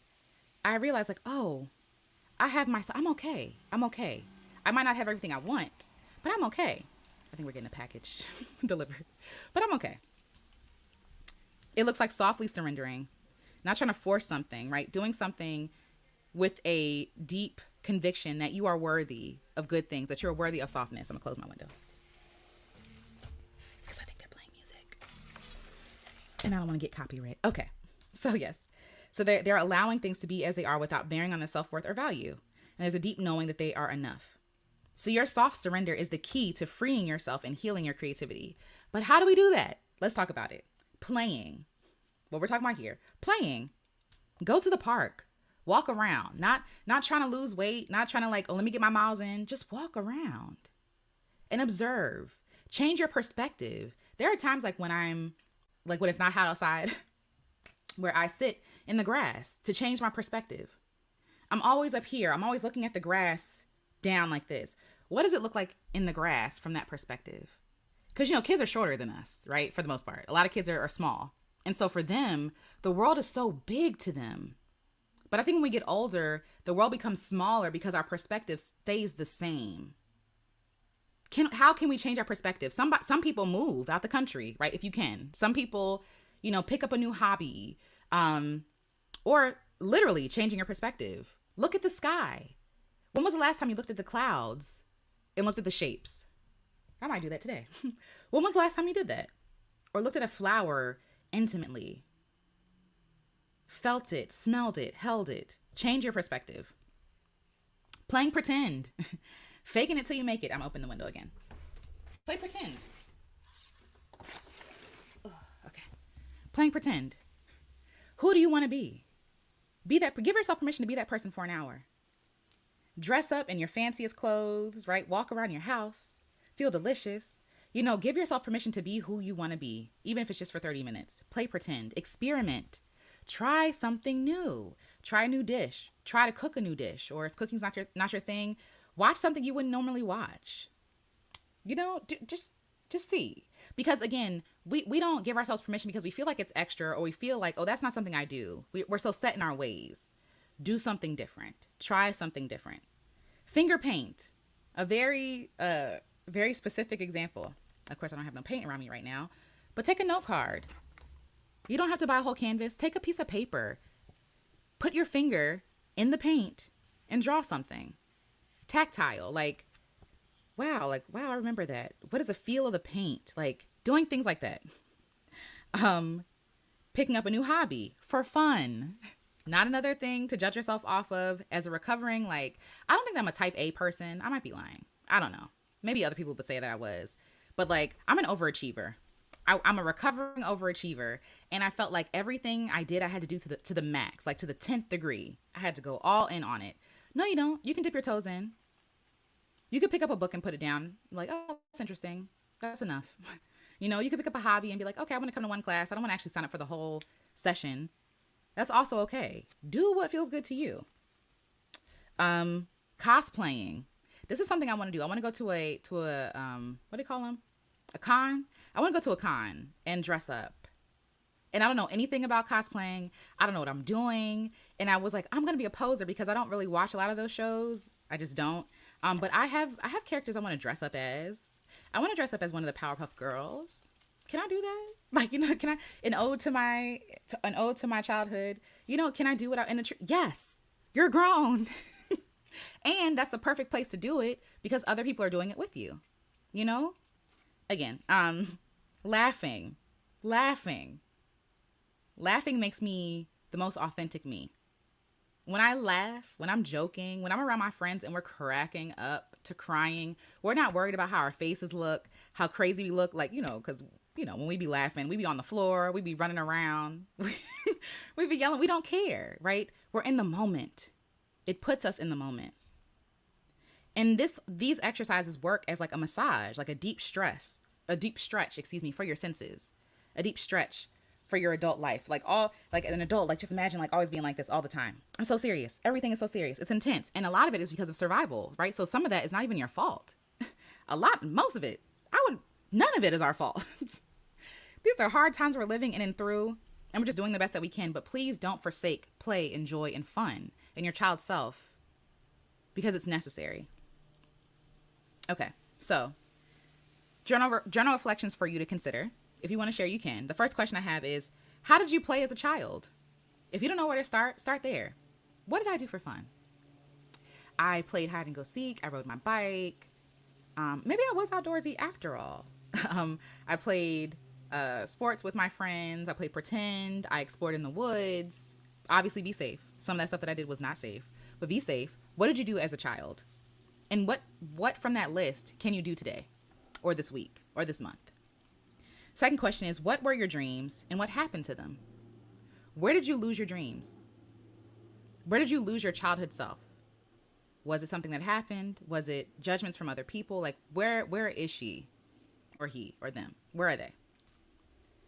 Can you integrate some of those practices in your daily life for more joy uh, and less self-deprecation? So, I love being out in the woods. So I'm going to be out in the woods this fall. I'm buying a device, by the way. I'm so excited, where I can write in the woods and like not need my laptop. I'm so excited because that's all I want to do. I want to work in the woods. Like that's what I want my workplace, my cubicle, my office, whatever. I want it to be outdoors. And so I'm trying to figure out a way to be outdoors as much as possible because that's my happy place. It makes me happy. So yes. And creative prompts for you. Set a play date with yourself. That's the creative prompt. Set a date for yourself this week to play. And it don't have to be a whole thing. You don't have to go to Michael's and buy a whole kit. A note card. Take a pen to paper and doodle. That counts. Go for a walk. Go to a museum. Watch a movie that you've been wanting to watch. Go to a restaurant that you want to go to. If you know, depending on like your comfortability. Do something with yourself. Do something with your child self. Do something keeping yourself company because you're worthy and deserving of your own company and your own attention. Pick a date for the activity. Put it on the calendar. Shout out to Stephanie Perry. If it's not on the calendar, it doesn't exist. Put it on the calendar and make it a non-negotiable because you should be your own priority. All that other stuff, wonderful, great. And I applaud you for it. I honor you for it. But nothing is more important than you being at home with yourself, you being kind to yourself, you taking care of yourself. And seeking joy is a way that you take care of yourself. Okay? Yes. So, long story short, you are creative. You were born creative. And your creativity may not look like drawing, music, or, you know, what we're doing here. Conventional methods, right? But our creativity is how we survive. It's how we grow. Right? Mothers raising their children are creative. Mathematicians are creative. Scientists are creative. And I truly believe that creativity plays a huge part in our healing. Like we're healing these wounds, these deep wounds that we've acquired over the years. And we spend so much time avoiding them and avoiding ourselves, our childhood selves. And so we never really get to heal those places because we're ashamed of those places. But like a lot of those places are where we are, where we left ourselves. And in order for us to come back into alignment with ourselves, we got to go back and go get ourselves. We got to go get them. They're waiting for us. You know, you're waiting for you. So yeah, that's what I wanted to talk about today. So I hope this was helpful. Let me see what y'all are talking about in the chat. Let's see. Let's see. Hi, I found your account recently and you've been a great help to reshaping my perspective. That makes me happy. I feel like I struggle with feeling safe and not seeing every little thing as a reason to guard myself. Ooh, yes, yes. That's real. Feeling safe, like struggling to feel safe is real. It is. And I struggle with that too. I do. It is a lot to navigate. It is. May everyone create yourself into who you want to be. I love that. My mother's waving to me from out the window. I love that. May everyone create yourself into who you want to be. I love that. I love that. Yes, yes, yes. Y'all got this. We got this. We got this. And thank you, Camilla. Yes, please, if you like the live, if you like what you're hearing, please like the live. It's helpful. It helps it get out to other people. And it lets me know that you like what I'm sharing. And it lets YouTube know that you like what I'm sharing. So thank you. Thank you. Me too. I miss building forts so much. Yes, forts was so much fun. Like something about constructing something. It's like, I'm living in here. This is my home. I miss building forts too. And I used to also like design tiny houses before it was a thing. I used to have a whole notebook full of like inventions. I also invented the iPhone. So at like 11, I invented the iPhone. This is 2001. Okay. So I was way before my time, but my iPhone also had tape, had a VCR on it, a CD player. It was very clunky, and obviously they've done a better job than I did, but we're very creative. We're very creative. Yes, we lose fun in it. OMG, I feeling like this I'd be like, girl, relax. Same. same. Yes, all I can do is begin my healing. Yes.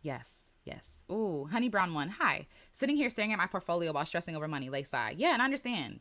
And this is what I don't want to pretend that the stress around money is not real, because it is. We live in a capitalistic society. It sucks. It's awful. And it runs off of scarcity. And so us feeling scarce makes sense because they created a scarce environment for us to live in. You know what I mean? So it's not, no judgment there. But yes, even in that worrying about money, I still want you to pursue joy.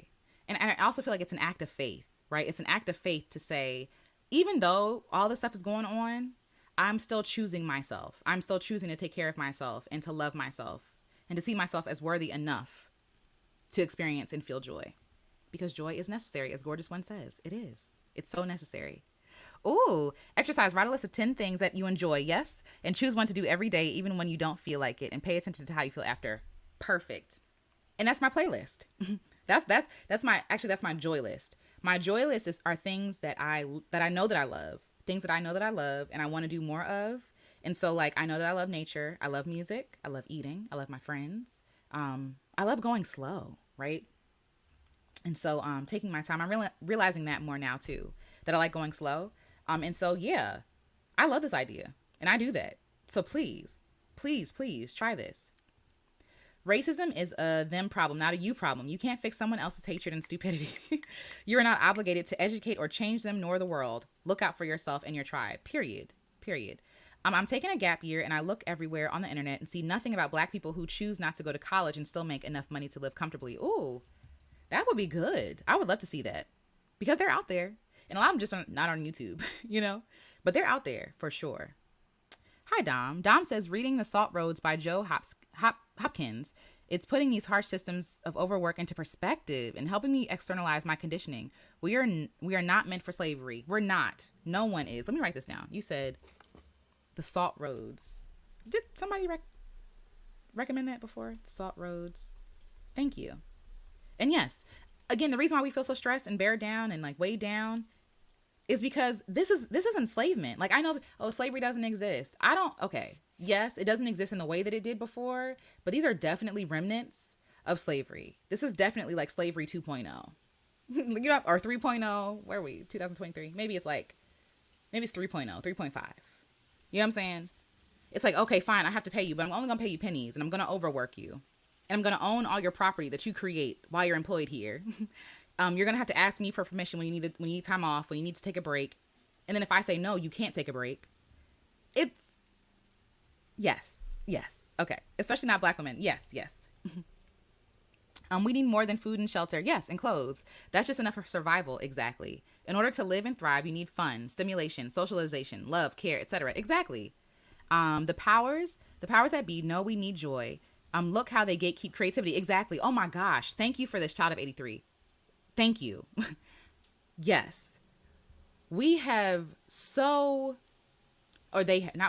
they have gatekept creativity so much so that we think it's a rich person's right to be creative and artistic. That because we are lower class, a lot of us, we feel like it's extra. When art isn't everything. They make us, this is art. These cards are art and creativity in play. This bottle of water is creativity in play. This blonde hair, creativity, right? These markers, highlighters, pens, everything that you see, the plants, somebody had to design the plants. There's a job for that. Like, creativity is everywhere.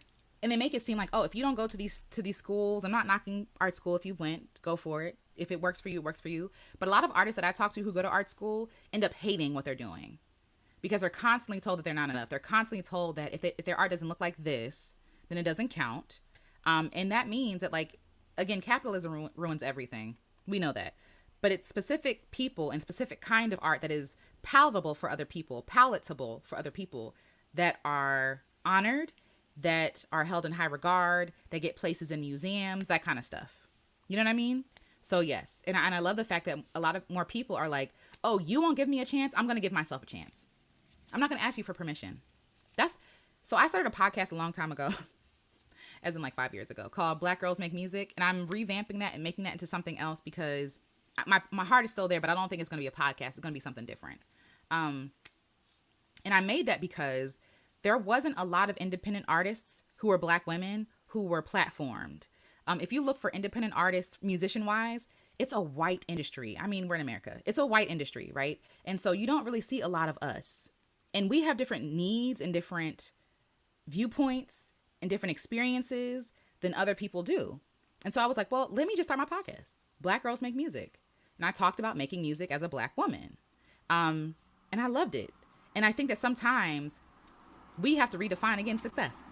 We have to redefine what is important, what is glorious, right? We don't have to hold things in high regard because they tell us to. We get to determine that because, truth be told, they've told us for hundreds of years that we are not glorious, that we are not to be held in high regard, but then they make money profiting off of things that come from us. Somebody's lying. So, yes. Yes. Racial weathering is so real. Yes. Inviting in play can be life saving, period. Yes. Yep. They gatekeep creativity and fun. Oh, you want to have fun? That's a luxurious experience. Right? Ghetto. I don't mean ghetto. You know what I'm trying to say. Winehouse did 33 says it's important to be selfish with giving ourselves joy when we cannot find it in other places is definitely what I've learned. Doing the things that bring me joy by any means. Listen, I love this. By any means. Hi, Simply Reen. Hello. Hello. I'm glad that you're here. Oh, yes, Marissa, this. Our joy infuriates some folks because they wanted to steal it. Nope, exactly. Exactly. And they can't steal it because our joy is not stolen, right? Like, anyway, but yes. They think they can steal everything. They think they can own everything. Like, it speaks volumes to me. These versions of success are silly to me. Because obviously you don't feel successful, you don't feel joyful, you don't feel content, you don't feel like you're enough because you're always stealing from somebody else. You're always harming somebody else. So even though you're gatekeeping joy, y'all not joyful. Y'all not joyful. Jamal's working on the brakes, so I might close the window in a second. Good job, baby, if you're listening. So yeah, so I dance with and for me at my funeral because I will live. I love that. I love that. I love that. We'll speak the truth. I was talking to a friend about how we used to laugh about our parents beating the heck out of us in high school. It was our way of dealing with the trauma. Exactly. Exactly. From the beginning of time, people have been using humor to get along. My inner child is every inner self that has come before me in this present moment. Tending to them is tending to my whole self. Exactly. It's like tree rings, right? Like that same idea. Like right now we are a tree for this example. And every ring inside of a tree, like, I don't know if they debunked this or whatever, but they said that you can tell the age of a tree by how many rings it has. I don't know if that's true, but we're going to go with it for now. So the rings are talking about how long that tree has been alive. And I feel like for us, spiritually, right, soulfully, like there are layers to us. With every experience, there's a new layer. With every new idea, there's a new layer. And there's so many layers to us. And all those layers are like an onion, makes up all of us. Shout out to Shrek. But it makes up all of us. Right? And so we're carrying all of us with us all the time. All the time. So yes. Ace Mod said, that's so true. Just because you're in poverty doesn't mean you don't deserve a life. Doesn't mean you deserve to live a life devoid of joy. Exactly. There's people out there that get aggravated when people who don't have much go out and have fun. Yes. And I want to talk about that on a live too, because I have a lot of personal experience about that. Putting off joy, thinking like, oh, I'm doing, like when me and my husband first got married, we tried to do like the Dave Ramsey thing, that like paying down the debt. And it took a lot of joy from our lives. And I think that we were noble in our attempt, but like Dave Ramsey's like, oh, you need to eat rice and beans and rice and do that over and over and over again until you pay off your debt. I'm okay. I'm going to eat the meal. I'm going to eat the veggies. I'm going to eat the meal that I want to eat because life is not, tomorrow's not promised, right? I'm going to enjoy my life today, even if I am living in poverty. And who gets to decide what I do with my money? Who gets to decide how I live my life? It's like this. We villainize people who are experiencing poverty. We look at them like, oh, you're poor because of something you did, disregarding the systems that exist in the first place. And we're all infighting about wealth and all this other stuff because we all feel the pressure from these harmful, don't get me started, from these harmful institutions, right? So it's like, you don't get to deserve fun. How are you having fun and you're poor, but I'm working my behind off and I'm not doing anything. I'm saving my vacation. Good for you, honey. But I'm going to the restaurant, you know? And I felt so bad about that at first because I'm like, oh, am I not being responsible? But it's like, no, I'm living my life. This is, again, I am not a financial expert. Please don't ask me because I don't know, okay? I'm living on prayers. I'm living on faith. I'm living off of community input, like the stuff, the music I put out, the programs I put out, the memberships. I'm supported by community. Like I'm supported by community and I'm grateful because I have what I need. You know what I mean? But I'm also going to enjoy myself because why not? You know? Anyway, but yes, that's a whole thing. But yes, thank you, Ace Mon, for sharing that. I agree. Yamoha Ashun says, when they tell us to grow up, it's about doing things that contribute to society. To be productive, make some corporation money. That's it. That's it. Because when you're too busy having fun, you're not making them any money. I mean, obviously, you can still buy stuff and have fun, so you're still kind of making the money. But they want you to be like a tool for them to make money, if that makes sense. They want your labor. And so if you're not laboring, they're losing money in their mind. They're losing money when you're not laboring. So when you are experiencing joy, it's like, they're like, that's costing me. So yes to this. Yes to this. Singing Queen. Hi, I love that name. When I was in my 30s, I would take my nieces and nephews to Sky Zone Trampoline Park. I was one of the very few adults jumping with the kids. I got some strange looks, but I didn't care one bit. I love that. On me and Jamal's first date, we went to Sky Zone. We didn't last very long, but it was a lot of fun. This is what I'm talking about. And they're looking at you strange because low key, they probably want to do it. They want to do it, but because of like, what is that? Like groupthink. Because of like, there are studies done on this. Like when people do things just because everybody else is doing them, we don't really question a lot of stuff. We just kind of go along with it, and we're taught to just go along with it, to be compliable, to not ask questions, to not push back against things. This is what I said, so do it this way. So it's kind of not our fault, but there's conditioning that happens. Long story short, there was a movie that we watched when we went to Savannah to go bury my great aunt, and I can't remember the name of the movie, but this guy did an experiment where these people came in and asked other people, it's a fake person, asked them questions, and if they got it wrong, they would shock them, or what they thought was a shock, right?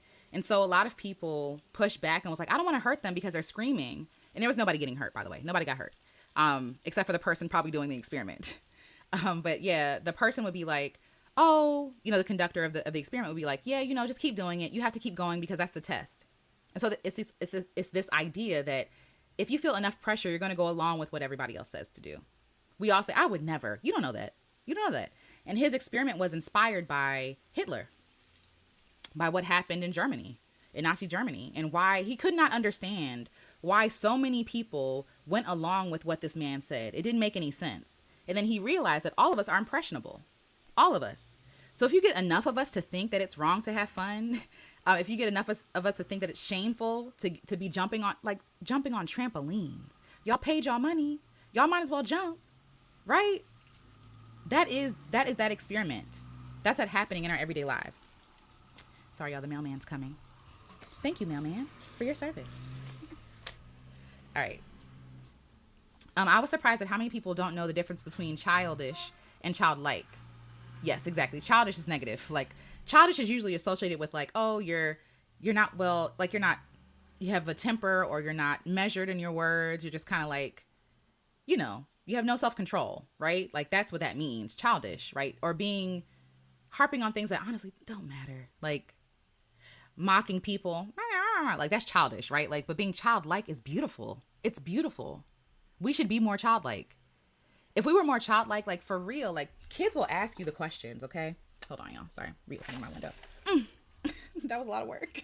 Hold on. Okay. Children will ask the right questions. Why do we do that, mommy? Why do we do that, auntie or friend or whoever? And you'll be like, why do we do that? Because kids are still curious. They're still curious. Remember waking up excited to go to the playground, see your buddies, or play with your toys, or even eat your favorite food? Yes, I do. I do. Enough by M&T says, I'm realizing I pushed down so many parts of myself trying to present a palatable version of myself. I'm ready to step into the fullness of the messiness of me. I love that. I love that. And it's messy and it's beautiful, right? Like, just because it's messy doesn't mean that it's wrong. We're taught everything got to be clean and everything has to have its place and it has to be tidy. Why? If you know where everything is, listen, I'm a messy person. I'm sorry. I'm a messy person. I know. And it's not always the best, but I'm a messy person, but I'm clean. Now, I'm messy, but like, I know where everything is. And sometimes for me, mess works until I need like to clean it. I need like a clear space. Sometimes it is cluttered and I need to do what I need to do. But messy doesn't necessarily mean bad, right? Like sometimes my place is messy because I'm creating a piece of art. I don't need to be worried about how it looks. Like I'm trying to get something finished. And then when I'm done, then I'll clean up, right? Like it's with us too. Like we're messy. We're complicated. We're complex.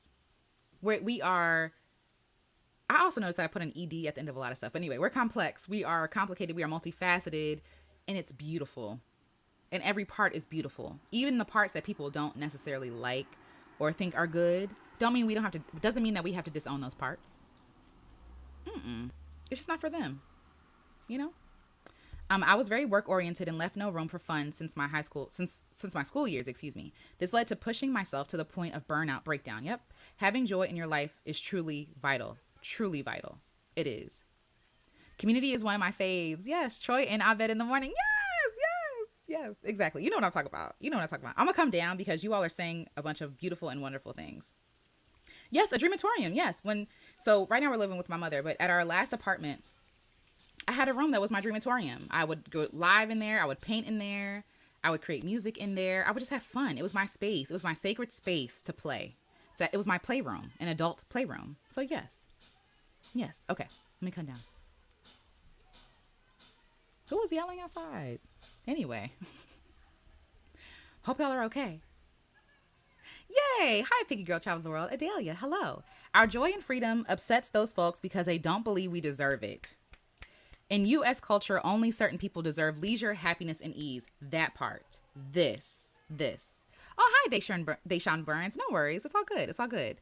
And yes, this. This. You poor should not be having fun. It's enslavement. It's the same thing. There's nothing different. Like, it's the same thing, except now they have to pay us. But yes. Constant Woo Woo. Hi, Constance Woo Woo. Yes, please like this video if you like this video. Thank you so much. Okay, let me come down. But it's good to see you all. Okay. Let's see. You're looked at as lazy or not normal when you want to create a different narrative for yourself. I love riding my bicycle through the city like a kid, and I'm 56 years young. LOL. I love that. And yes, exactly.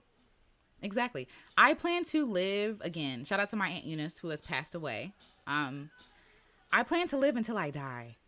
That's the message she left for me. Like, she kept saying, I plan to live until I die. And one thing that woman did was lived until she died. Okay? Lived. And we stopped living. We stopped living because we believe we don't deserve it. We believe that we're not enough for it. We've been lied to, right? That we're not the special people that deserve ease, the luxury of ease and leisure and happiness. You know, that somehow experiencing poverty is, or being black, whatever. Like, you know, being black is punishment in some way. How dare you blacks be happy? You know what I'm saying? Like, what? In spite of everything they try to do to us, one thing black folks have is their joy. And they mad. But yes. Oh my gosh. Black Girls Make Music gave me courage to share my first song. That project was a success. Thank you for making that. That makes my heart so happy. You have no idea. Thank you so much, because I've wrestled with putting things down for a season or for forever. And I'm like, dang, I haven't done a podcast for Black Girls Make Music. I haven't done anything for Black Girls Make Music. And it feels like a failure, right? Because we're taught that if we don't continue the thing that we're doing forever, then we're failing. And this, thank you, like, this freed me. I need you to know that this freed me. Like, this, I did what I was supposed to do. And that season might be coming back. It might not be. But as long as you got something from it, I'm happy. The deed is done. It's a success. That makes me happy. Thank you so much for that. I really appreciate that. Thank you. Oh, hi, Miss J. I appreciated this conversation so much, especially since my actual name is Jay, and I'm discovering ways to bring more joy into my life. I love that. Such great reminders here. Joy is necessary.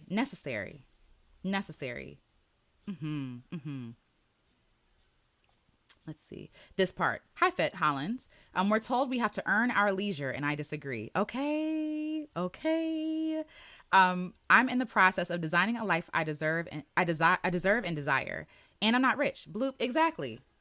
Period. Because what? People who are not rich still deserve joy and still deserve to live a life that makes them happy. Some people, right? Like, and this is not, whatever. We're in a housing crisis. And some people choose not to own a home, and people will look at them and say, you're a failure, because having a home is supposed to be the American dream. It's supposed to be what we do. Like, that is the goal, to get all this money, get all these belongings, have this house. And some people don't want to own a home because it's too much, right? Like, you get to define what is success for you. If you don't need a lot of money to live the life you want to live, you don't need a lot of money. So you don't have to work that hard. You know what I mean? And when we say stuff like that, and even as I say that, there is a filter that wants to come up and like, no, you should work hard. It was like, no, you don't have to work hard. You don't have to work hard. Like, why do we have to work hard? I don't, you know what I mean? Who said, and well, we know who said, but and why? And we know why. Because this idea of like hard work, whatever, that hard work means success or means a lot of money. We know that's not true. My ancestors were the hardest working people, right? And still didn't have anything. Hard work does not equal what we've been told that it equals. They always got to put a loophole in there, or like there's like an asterisk, right? It's like there's a clause. You know, there's something more. There's fine print. Hard work does not equal what they say it equals. Anyway. And I really don't believe, I'm pushing back on a lot of beliefs. Let me put my dongle down before it don't work no more. But I'm pushing back on a lot of beliefs that like you have to work hard. That you have to be productive. You have to be. I don't believe in hard work. I think hard work is exploitation. I don't think that work should have to be that hard. Well, you know, the work that we're called to do. Because some of the most successful people right now in this country and beyond, they're not working hard at all, actually. And they didn't work hard at all. A lot of them exploited. They use other people's labor to build their wealth. And we got to talk about that because some billionaire went viral recently about talking about how the economy needs to go under so that people can get back to work, that people are somehow entitled in this belief that like, oh, the job, it's a pleasure for this job to have me. And he's saying like, no, it's a pleasure that you work for me. Sir, get it together. Enslavement. It's just like, it's enslavement. It's just this, I can't. So we got to talk about that too. But yes. I plan to live until I die. Shout out to Aunt Eunice. Love you, Aunt Eunice. Are you willing to place that on a shirt, mug, or tee, or what am I really reading? And or tote bag? I would love to see that on a cup or bag. I plan to live until I die. Let me write that down. Yes, I would actually. Let me see. I love that. Thank y'all for ideas. I would love that. We were, when my aunt passed away, we were going over things like, what do you remember about her? And like, what is she, like, what kind of legacy did she leave behind? I guess like that's kind of the question, the gist of the question. And that is what stuck with me. Like, my aunt died right after she turned 90. That's wild. Right after she turned 90. And she kept saying, I plan on, and she had breathing issues. She had other issues and things like that. But like, one thing she kept saying was like, I plan on living until I die. I'm here, so I'm going to live. You know what I mean? Ooh, yes. Yes. Oh, beautifully fulfilling. Sorry. I plan to live until I die. Beautifully fulfilling to the spirit. Thank you for sharing that. I appreciate that. And thank you for that. Our joy is our superpower. Hence why it makes people angry. Even that of us who are unhealed. Yep. Within the culture, the hating thing or idea that goes on in our community. Yeah. And yes, I agree. And again, it goes back to like that hating. I feel like that envy, that jealousy. I think a lot of people feel like they can't have that joy, that they can't experience that joy. And it's like, yes, you can. Come with me. I'll show you how, right? And you can experience it in the way that brings you joy. Yes. Work smart, not hard. Yeah. Yes. Hard work is exploitation. Period. Because again, it shouldn't be hard. What? Like, the thing is, people are like, oh, if you don't make work hard, people will never work. The thing is like, oh, the windows are open, doors are slamming. Sorry, y'all. But the thing is, people want to make contributions in the way that they want to make contributions, right? Most people want to give something, right? Want to do something. People get into whole fields because they want to do something. They feel passionately about it, But they leave because you all are exploiting people. They leave because you're not paying them enough. They're leaving because they're not allowed to be a whole human being. You know what I mean? You're using their labor. You're exploiting their labor. That's it. Like, and so even people who are like, yeah, I would love to be a doctor because I want to heal people, right? People get into professions to heal people, and then they get in and they realize, oh, this actually is not about healing people at all. It's about keeping people sick and farming people and making money off of people and keeping them sick to make money off of them with the medication, with the treatment, all this stuff. Like, they realize, like, oh, wow, this is not what I thought it was. You know what I mean? That's hard work, right? Like that. You know what I'm saying? Anyway. But people want to be able to give or contribute to do meaningful and impactful work, right? And we should redefine what work is too. Like, I'm also doing that. But people want to do meaningful and impactful work. It's just that some people don't value it, or they pretend they don't value it, and then they underpay you and they get somebody else to do it for more.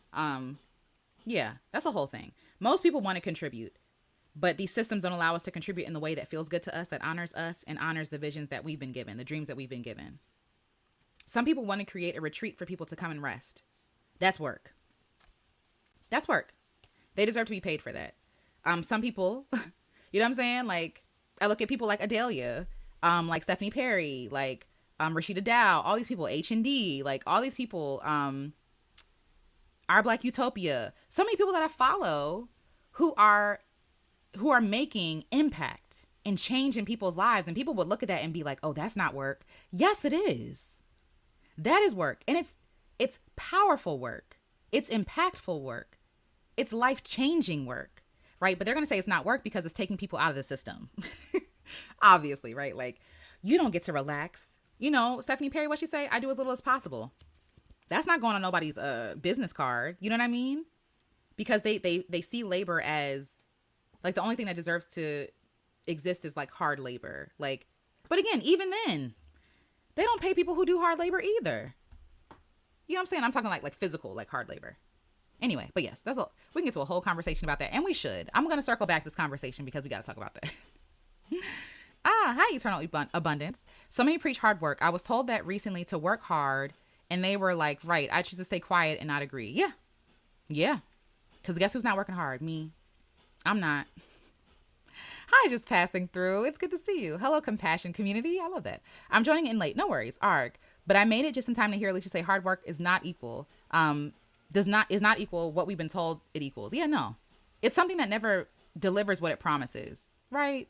And it always benefits somebody else. There's somebody at the top making money off of you thinking you working hard. Benefits you. Yeah.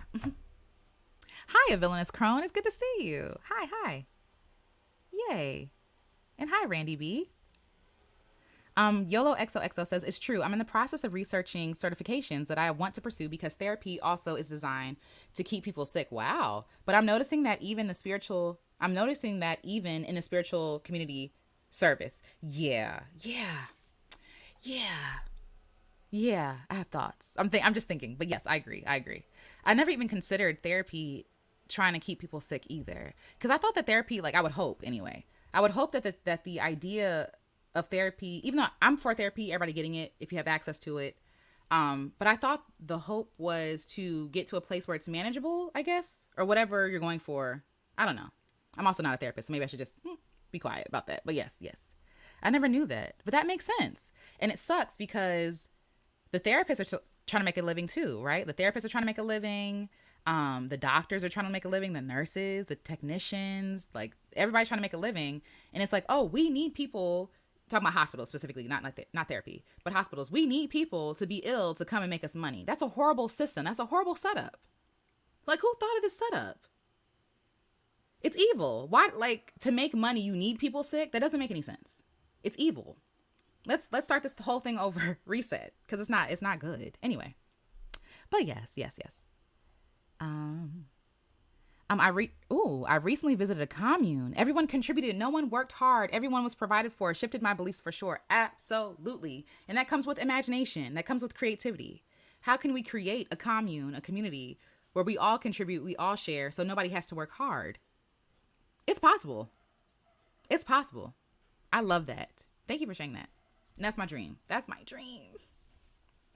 I think if everyone had their needs for food, housing, clothing, etc., met, oh yes, and they were able to focus on whatever they want without that money worry, people would do things that contribute naturally. Exactly, exactly. So it's almost like America is cutting off the feet from under them, right? Like they're cutting off their own legs. Because if people were actually taken care of and provided for, this wealth that you want to see, this thriving community, people contributing to society and to the economy, all this different stuff, you would get that if you treated people well. But that's too much like right? Like if you treated people well, you would get what you wanted. But y'all want to be evil. Y'all don't have long y'all not in it for the long game because this is not sustainable. You're cutting off your own legs from under you. You know what I'm saying? Anyway, but yes. Oh, services are being monetized. Yes. It's a way to lock the true game changers out. Yeah. And the thing is, like, I believe that people should be charged for the work they do. They should be paid for the work that they do. They should be paid for the work that they do. I do believe that. But I do feel like there are people who are exploiting other people to make money, and I don't like that. I don't like that. Hi, the other MJ. Hello. It's good to see you. Hi, Big Faith Fitness. I love it. Being successful and struggling is not peace. Yep. Had to leave everything and move back in with my mother at 40, and I feel so much joy, and my creativity has increased. Thank you for your voice. Thank you for sharing that. There's so much shame with that, right? Like oh, you moved back in with your parents, you failed. Failure to launch. It's like, people have been doing communal living for forever. This is actually a new thing. Like, everybody has their own car, everybody has their own house, everybody has their own. People have been living communally for forever. Yes. So if you got to go back to I'm grateful that you have a mother to be able to go back to stay with, right? That's a big deal. YOLO XOXO, true game changers, people who actually want to help, yes, and do the actual work. Exactly. And in order for them to keep doing that work, they got to be supported, right? The problem is like, we're in so many, because capitalism ruins everything. There are so many people who see, oh, this is a money grab. Let me do this, right? And who really don't have the heart to do it. Some of them don't have the heart to do it. They're just doing it because it's like the next thing. It's like the new trend. But I do believe people should be supported financially for what they give, for sure, because that's a lot of work. It's a lot of work. It's not something you see like with muscle, right? With your, maybe I'm not lifting 1,000 pounds, but it's a lot to create space, to curate spaces for people. It's a lot to hold people's hands to go through certain things, and it's energy, right? Money is energy. Like, giving, I'm sad. It sucks that money exists. I wish it didn't. You know what I mean? But yeah, people got to eat, you know?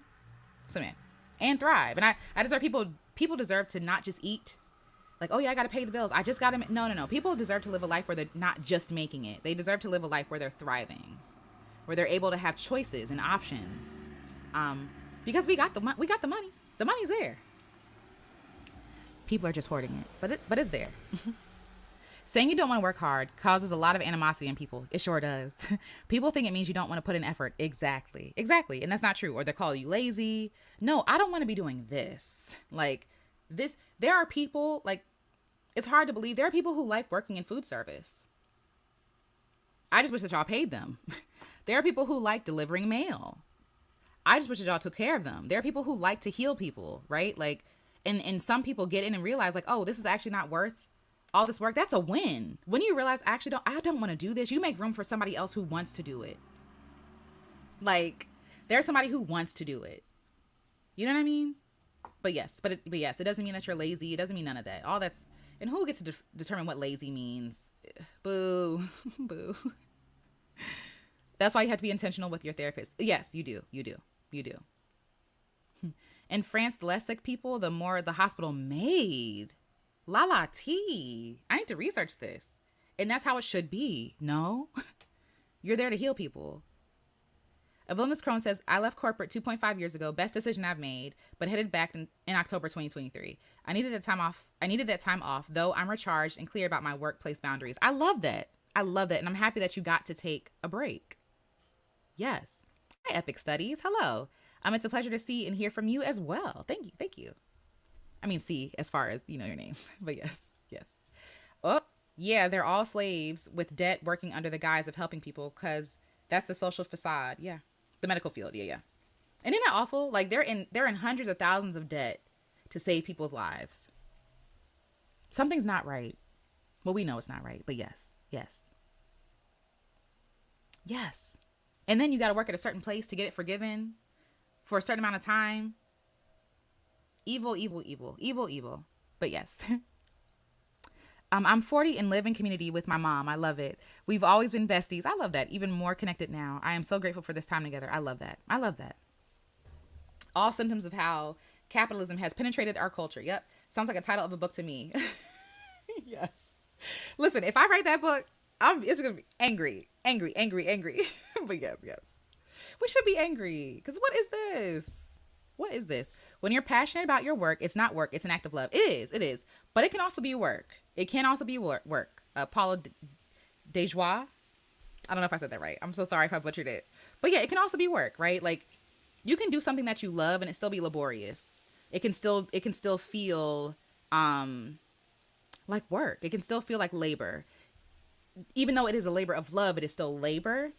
And so sometimes when people say stuff like, oh, if you do what you love, you know, you'll never work a day in your life. And so you're doing what you love and you feel like, why does this feel like work? I must not be doing it. This must not be what I love. That's not the case all the time. You know what I mean? Like sometimes you don't feel like, sometimes I'm recording music and I don't feel like singing. I don't feel like redoing the thing. I don't. I'm just like, whatever, close it up, put it out there. We don't care. I don't feel like re-recording vocals. You know what I mean? Because that's work. But I love singing. Love singing. You know, but there are components to it that do feel like work. You know what I mean? And yeah, it's energy. It's effort. It's effort put into it. That's what I should say. But yeah, yeah. Hi, Nefer Autumn. Hello. Or Nefer Autumn. Hope I'm saying that right. Forgive me if I'm not, and correct me, please. Communal is safer too. Yep. How many die alone from things they could have survived if someone was living with them to notice and immediately get them help? Exactly. Exactly. Exactly. Yes. Yes. It's not work in a negative sense. It is labor. It takes time and energy, but you're happy and fulfilled to do it. Yes. Yes. Agreed. Agreed. Bumblebee Blue Jeans. First of all, I love this name. The bees, the alliteration. Bumblebee Blue Jeans. It feels fun. Like one of my favorite words is bubbles. Bubbles. Giggles. Anyway, I'm working from home and being lazy. I love that for you. I love that for you. The people who you work with are probably not watching this, so I love that for you. Be safe. Be safe. Please write it. We need to heal this anger. Yeah, anger is not wrong. I agree. That's what I want to help teach our people because we're shamed for that. Exactly. But anger is constantly directed towards our community. Yes, it is. It is. We're like, people get angry because we exist. People, we be minding our business. And here come people. Here come people. Minding business that don't pay them. Or maybe it does pay them, actually, to mind our business. Let me correct myself. It does pay them to mind our business. But yes, yes. Yes, we even shame ourselves for it. Exactly. Oh, I don't want... That's something I struggle with. I don't want to be called an angry black woman. We talk about that here, too. Like, I'm not angry. Yes, I am. I'm upset. And everybody should be angry. Everybody should be upset. And I'm upset that y'all not upset. I'm upset that you think this is normal, right? Like, so yes, I agree. And I actually felt like I actually wanted to write a book called The Angry Black Woman. And I think I will, actually. Just like some accounts and some thoughts and ideas. Because I showed y'all my list on my phone. But I have a lot of thoughts. I have a lot of things. I'm like, this is bad. I hate that. Why does it like, and I'm just like writing. And I think I will do that because I do agree with you. Like, yes, I am an angry black woman. Yeah. And I'm also a lot of other things. Happy, hungry, thirsty, right? I'm human.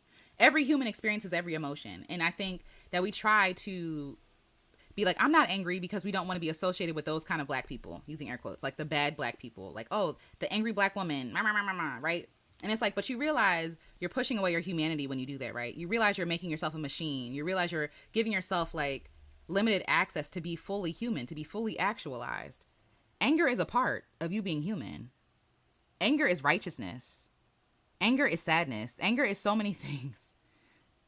Anger is pain. And when you lie to yourself and be like, I'm not angry, one, you're lying, but also like you're not allowing yourself to heal, because how you gonna heal and you're ashamed of like what's there, you know? But it's nothing to be ashamed of. Everybody else gets to be angry. Why don't we get the ability to be angry? Like, I live in PG County, right? And so apparently at the University of Maryland College Park, they would win games and cause riots, flip over cars. And my husband went there, so he's telling me about this stuff. They flip over cars and burn down stuff or whatever because they won a game. They won a game. So people get to do stuff like that with joy, with celebration. But I don't get to be angry, and I'm not burning nothing down. You better be glad I'm not burning nothing down, right? Like, because I could. I'm not burning nothing down, not flipping over no cars, not punching nobody in their face. But I don't get to feel anger or express the fact that I'm angry or hurt. That's wild. That's wild. Anyway. Yes. Anger is not wrong. Period. A book. Yes. Let me. I'm just going to write because I have a lot of things. Again, I'm excited for this writer I'm about to get. I'm so excited, y'all. I'm going to be writing like no tomorrow. But yeah, that. Anyway, exactly. There are healthy ways to express our anger, like creativity. Precisely. Hi, Rosie Rose. I love your channel and it's been therapeutic for me. Oh, yay, I'm glad. I'm working from home, but asking God, what is my purpose? Going back to being a kid again. I think it helps rediscover this. Yes. And I think that we put a lot of pressure on purpose. Oh, somebody's walking their dog. I think we put a lot of pressure on purpose. And people like Adelia have talked about that. Stephanie Perry have talked about that. I feel like Rashida Dow have talked about that as well. Has talked about that. But like, we feel pressure to find purpose. And usually that purpose, a lot of it is tied to what I've realized. Productivity, capitalism, fame, something outside of us, right? Like something that other people cannot be like, okay, you're enough now. You know what I mean? But like, you're alive and living, being yourself is your purpose. I think it could be that simple. Like, being who God created you to be is your purpose. You know what I mean? As long as you're not hurting nobody. Yeah. I think that is our purpose. I think our purpose is a lot more simpler. English is a lot more simple or simpler. I think it's a lot simpler than we think it is. But yes. Hi, Tracy. Alicia, hello. Indeed, I'm definitely an angry Black woman, but it's normal and healthy. Exactly. And it's a process, right? It's a step. Yes. Thank you. Picky Girl Travels World. She does have this video. No purpose, no problem. Let me actually find this because I was like, yes. And it puts so much pressure on us. Yes, exactly. Way too much pressure on purpose. Exactly. It puts way too much pressure on us. And we feel like that somehow we're incomplete or we're not enough. Like we're always searching. We'll always be searching. If we're looking for something outside of ourselves. Hold on 1 second.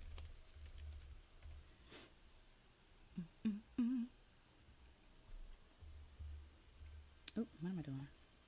I'm doing the wrong thing. Let's see. Because I feel like it was a video. I don't think it was a live. Let's see. Because I really gotta. Oh, here we go. Yes. Boom. Share. Copy. Y'all, please watch this video. When I tell you Adelia is the truth, Adelia, she gonna give it to you raw. Give it to you straight. And I love that about her. But yes. She also has a video with nothing's wrong with your comfort zone. I love that conversation too. Copy and paste. Okay. But yes. Way too much pressure. Don't put that pressure on yourself. Just live.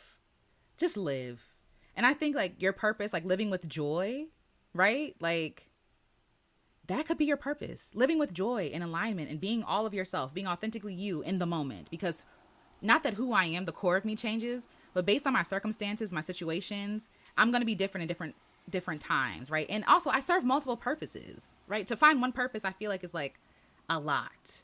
Like I serve multiple purposes based on where I am, what I'm doing, who I'm around. But at the end of the day, my purpose is always just to be myself. And I think my purpose is to love myself in all those different places, in all those different forms and fashions, you know? So yeah, so please check out the video, y'all. Please, right after this. We're about to wrap it up now, so you can watch it after this if you can. Yes, Child of 83. That's so true. Did attempt recently taking down a set up from a fair. Okay. They were saying we had an easy day because we had enough staff. It was actually kind of fun. First of all, it should be easy. And y'all should always have enough staff. But yes, yes, yes. Yes, no purpose, no problem. I love that. I love that. It's so confusing. It is. It is. That's why I just make it simple. Just live. Just live. That's it. I've always been on the outside looking in. Yeah, yeah. Yes. I think all Black people have a book in them, honestly. So do I. I think everybody does. A book or an audio, whatever. Even if like you don't write it, please, I'm big on people telling their stories. Like, it's huge. And I think like, writing a book can feel overwhelming, but what if you shared your life in pieces? What you want to share, right? I think that we all think that our lives are not interesting, that we're just like, oh, we're just regular people. There's no such thing as regular people. Like we are all regular people, right? But there's nothing regular about us. Everybody has a story. Everybody has something to give and to offer. So even if you got to record yourself on audio, even if you don't have the words to write and type, share your story. Storytelling with your mouth, like, or with whatever way, signing, whatever it is, like telling your story, that still counts. That still counts. Your life is a book. You know what I mean? Like your life is a story. And there are multiple stories within those stories. So yes. That's it. Our purpose is just being. That's it. That's it. That's it. I feel like as spirit in human form with senses that my purpose is to be joyful through those senses cause. That's why I got them. That's it. Because that's why I got them. Exactly. All these, like, when you think about all these nerve endings, all the things that we can see, and obviously I don't mean this in an ableist way, like, but all the things that we can experience in this experience, right? And all the joy and pleasure that we can experience in this. And a lot of us deny ourselves that because we feel like it's not noble. We feel like it's not celebration worthy, when joy is the way. Even when I need to do stuff, like I need to move my body, I need to exercise. Like, okay, I know I need to do this to maintain good health, and to be kind to my body. It doesn't mean that I have to work out in ways that don't make me happy. What is a joyful way I can exercise? I love swimming. I love playing tennis. I love playing sports. Volleyball is my thing. I love riding my bike. I like walking. All those things are joyful experiences for me. It doesn't have to be hard. Now, are there days that I don't feel like doing it? Sure, right? But it's still fun. Do things the fun and easy way, the joyful way. You know what I mean? That's it. So yes, I love this. I want to do more things out of joy, not out of obligation. Yes. Resting in my identity as a loved daughter of Abba God is my purpose. Unconditionally love. He doesn't ask that I perform to earn his love or approval. I love this, and I love that, because a lot of people think that they have to perform, even for God, right? As a believer, like a lot of people think that they have to earn God's love. They got to earn importance and relevance. And it's not even all that. God created you. You exist. You're already worthy. Voila, right? Like we talked about how like where'd it go? Yes. We talked about how there's a 1 in 400 trillion chance of you being born. I don't believe in coincidences. I think everything is fashioned and designed. No pressure though, right? Like things happen as they should. And I think when we really sit with the weight of existing, how much work and time it took to make you and to keep making you, and the cells that are working to keep you alive, right? Like you don't have to earn worth. You're worthy. Your cells already find you worthy of sustaining you. The trees find you worthy of giving you oxygen. You know, like I feel like it's that simple, but because human, we make everything a contest, a pissing contest. We make everything about what I can do, what I say, what I believe. That person doesn't deserve this because I worked hard for it and you didn't. So you like, what are we even talking about? Right? So anyway, yes, depression comes when you are not living your dreams. They do. I mean, it does. It can be triggered by that. Yes. You should, baby. It's Janelle. I love that name. You should start a YouTube channel. Do it. Seriously. Why not? Like, why not? I like your point. Can you go deeper in your purpose? Just being, please. Okay. Yes. I need to understand how to do this. I feel so pressed right now. Koala Perry. That's a cool name. Koala Perry. I will say that sometimes it's going to take time, right? It took me time to get here to this belief because I was trying to find, long story short, I was an overachiever. I overdid everything. Like I'm not just getting all A's. I'm getting I'm not getting 4.0s. I'm getting 4.13s. I'm going to be MVP of the sports team. I'm going to like overdo, because I thought my purpose was to be excellent, right? To excel in everything. And I realized that what was really happening was I was trying to find my worth and my value in success and what people found success to be. And even my purpose, like, was so deeply rooted in what other people thought success was, right? And so trying to do that, you realize that nothing ever is enough for people. Nothing is, people are insatiable. We are insatiable, right? People are insatiable. And living your life for other people is not the answer. Living your life trying to find purpose and value is really just kind of distracting you from you being here. What can I acquire? What can I attain? What can I do? Who can I become? Always about becoming and doing and striving, and never about being, right? Never about being in the moment. And I think that a lot of us feel like in this moment, we're not enough. And so what I'm trying to say is, like, you're purposed because you're here. And your purpose is to be yourself. This is what I believe anyway, to be authentically yourself. And that is enough. To love yourself. And that is enough. Everything else pours out of that. Adelia also had an interview with Latifah Fleming, I believe. And she was talking about pouring out of your overflow. And that really stuck with me. We do a lot of pouring out of stuff that we don't have. And so we feel exhausted. We feel depleted. Like, oh, I'm doing purpose work, right? We say like, oh no, but this is my purpose. I got to keep doing this, X, Y, and Z. But we have not tended to ourselves. Sorry, y'all. We have not tended to ourselves. We have not taken care of ourselves. We have not checked in with ourselves. Like, we're striving for importance. And I feel like a lot of times that's what we're really saying when we say we need purpose. You're striving to be important, to matter, to belong. And the truth of the matter is you already do. And that is a hard thing to accept. So like I can say like, yeah, these are the 3 ways to whatever. It takes work. It takes unlearning. It takes patience. It takes grace. And in a lot of ways, I'm still unlearning that. I feel myself wanting to strive and wanting to do and overdo and overcomplicate because it feels good to my ego, right? It feels good to be like, I did this hard thing. I have purpose now. I deserve to be here. I deserve to be seen. I deserve to speak. I deserve to have a platform, whatever it is, right?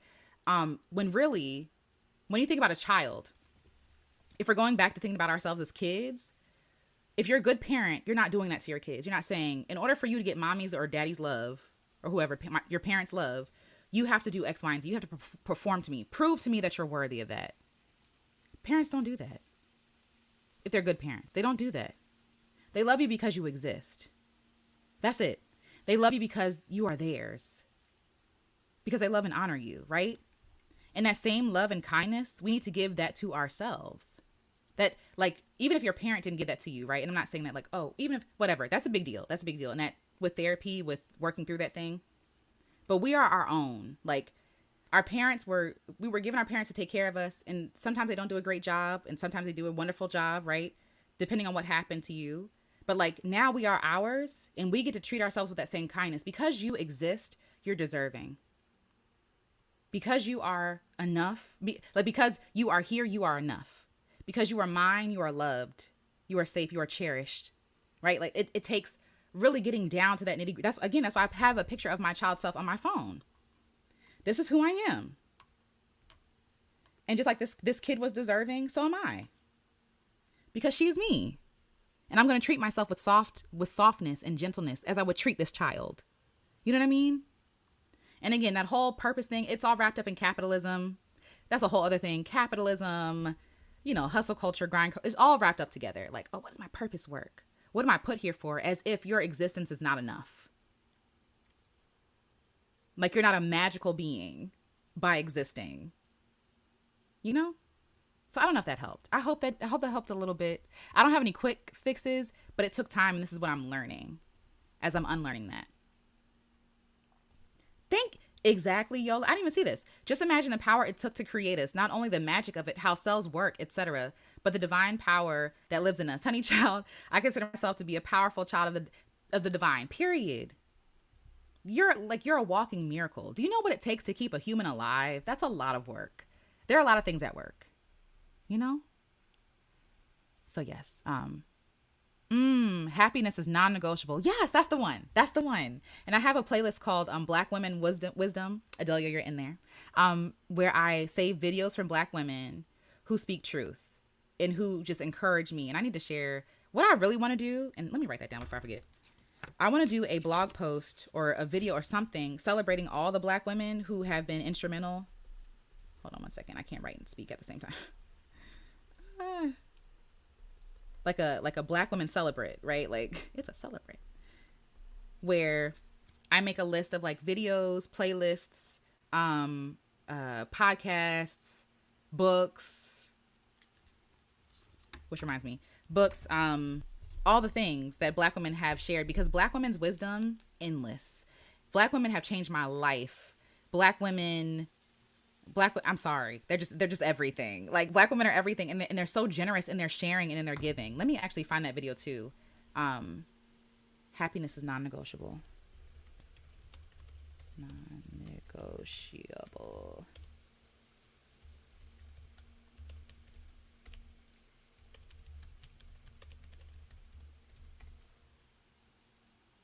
I'll be struggling to type, y'all. And y'all could hear me struggle typing. Tick, tick, tick, tick, tick.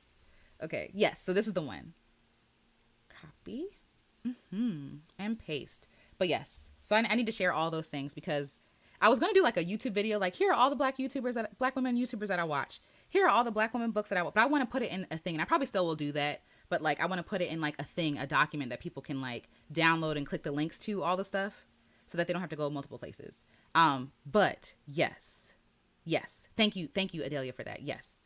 So please, y'all, check out that video as well. There's so many videos, but yes, check them all out, because they're all good. They're all good. And pets live rent-free and don't have to pay for food or vet bills because people just appreciate them for existing. Exactly. I'm building that life for myself to be taken care of just for being loving, period. Because you deserve. Your existence is enough. Yes. And hi, Maya. Hello. All right. I'm learning event planning and coordination, and I'm adding Black Women Celebrant Festival in my creation list. I love that. And we need that. No matter what is thrown at us as Black women, we make a way out of no way. Yes. Turning water into wine, metaphorically, love us. Yes, we do. Even though we shouldn't be without, we still be making the most. And what's dope about Black women, especially like the Black women that I be seeing and hanging out with, and I would say most Black women, we're generous with what we have. I got free. Let me get you free too. Right? Hold on one second, y'all. I'm free. Let me help you get free. Hold on. Let me put you on. Like, yes, all of us can win. All of us deserves. Okay. So I want to share, first of all, a couple of things with you all. I have links. So this is The Box by Lavendula. I don't know if she's still here. I hope she is. But this book is amazing. Please check it out. I'm going to put the link here. Copy. Paste. Boom. Okay. So yes, The Box is amazing. And also today, Marissa Price, she released a book as well called Cocoon. Y'all, Black women just out here doing the thing. So I have things to share. So yes, Cocoon. So please check that out. Also, Marissa's going live tonight. Like, this is what I want to do. I want like, Black women are out here doing this stuff. I want to put Black women on. Marissa has a live tonight. And also, if you're, I'm all over the place, y'all. Forgive me. So we share Lavendula's book, The Box. Marissa also has a book called Cocoon that she just released today. It's a book of affirmations. I'm not doing this any justice, but it's a book of affirmations, y'all. I'm excited to crack it open as soon as I finish this. It's available on Kindle and paperback, and also for The Box as well. The Box is available in paperback and on Kindle. And if you want to get on my email list for Black Girl Creative, yes, congratulations. It's amazing. It's beautiful. I wish I had like horns or something, but that's a big deal. Let's see. Yay. Awesome. Yes, please support, y'all. We out here doing the thing. Black women are out here doing the thing. If you would like to join my email list to get replays of all the things that we talk about, to be keeping up with me, to share so I can share stuff that other people are doing as well, please sign up here to this email. And I also want to let you know that starting Next Tuesday, the garden is opening back up. What is the garden? A garden is a place where Black women can come together, Black women creatives, to get reacquainted with their creativity, reacquainted with themselves. The first session is going to be about bravery. And so I'm excited. And the membership is $25 a month if you can afford it. If you can't and you want to join, email me. Because we also have people who want to support other people and sponsor other people, which is dope. But this is the link there. And we start on Tuesday, next Tuesday. So we're going to be finishing up this week. But the whole point is, even if you don't join, that's okay. It's okay if you don't join. I would love for you to join. But the idea is that I want to get you all getting started with your creativity, getting reacquainted with your creativity, your joy, yourself, right? Because I feel like we're always so distracted from ourselves. And this week, even if you can't join, I want this week to be a retreat for you, you know? And so it's a retreat for me. After this, I'm going back in nature. I'm going to start reading the book for Marissa. So yes. And what else? I also said I'm trying to be better at self-promotion. So here we are, uncomfortable, and we're promoting. I also have a book called Black Girl Creative, which of course is not on me. Oh, no. It is. It is. Okay. Black Girl Creative. I wrote a book. It's a love letter to Black women, creators, dreamers, and makers. I like it. I hope that you do too. And yes, overall, y'all, I hope that you take away from this that you are your child self. You deserve joy. You deserve pleasure. You deserve ease. You deserve rest. You deserve all things good. You don't have to earn that stuff, right? None of it is earned. It is inherent. You are inherently worthy. Period. Period. You're worthy of joy. You're worthy of not working hard. You're worthy of all the good things. And so that's what I want to remind you of, and that you are that child version of yourself. And I want you to get reacquainted with her. You know?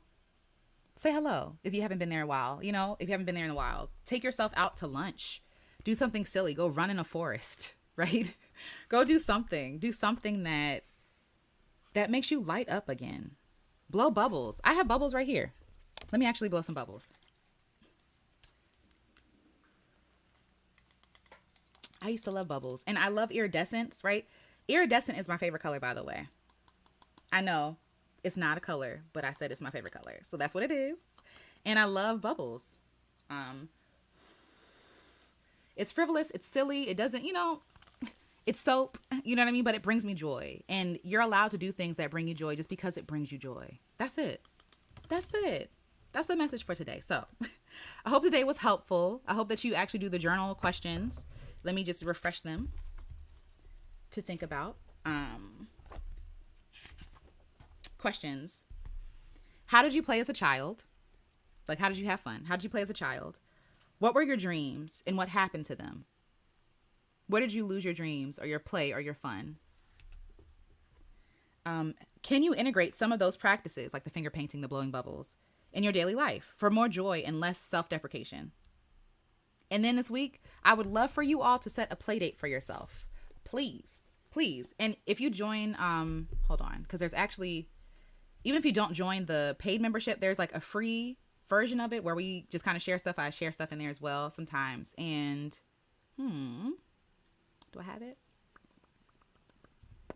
Do I have it? I should. But if you want to share what you did, please share a photo, oh yes, this is it. Okay, copy. Share a photo, write something. What did you do today or this week to take yourself? To take yourself out, to have fun with yourself. Oh no, no overwhelm. But yes, you have the kindest spirit. I truly enjoy experiencing you and your content. Thank you. I appreciate that. That makes me happy. Can you do a workshop for creatives who want to get organized and put their stuff? Yes, I can. So the membership is just like everyday creativity, getting to know ourselves and each other, building community, bravery, all that good stuff. I'm going to be putting together a program called, I forget, like Begin or something. The idea is like getting started, like taking our ideas, getting organized and doing the thing, executing the ideas that we have. And I want to do that together in community with other people so that you don't have to do it alone. And you'll have people in that community to support your thing.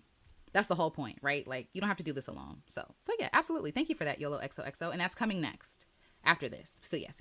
Thank you. All right, y'all. Well, I hope that you have a wonderful day. I hope that you actually do this. Don't just listen to this. Do something fun. Even if it's like listen to your favorite song on the way home from work, do something fun. Have fun. You deserve fun. You deserve joy, more ease, all the good things. Okay? Don't delay the good things. You don't have to earn it. Just do it. I'm going to do one more. Oh, I love this, Nancy. Thank you. Also, play regulates our nervous system, reduces stress, and helps our emotional wellness.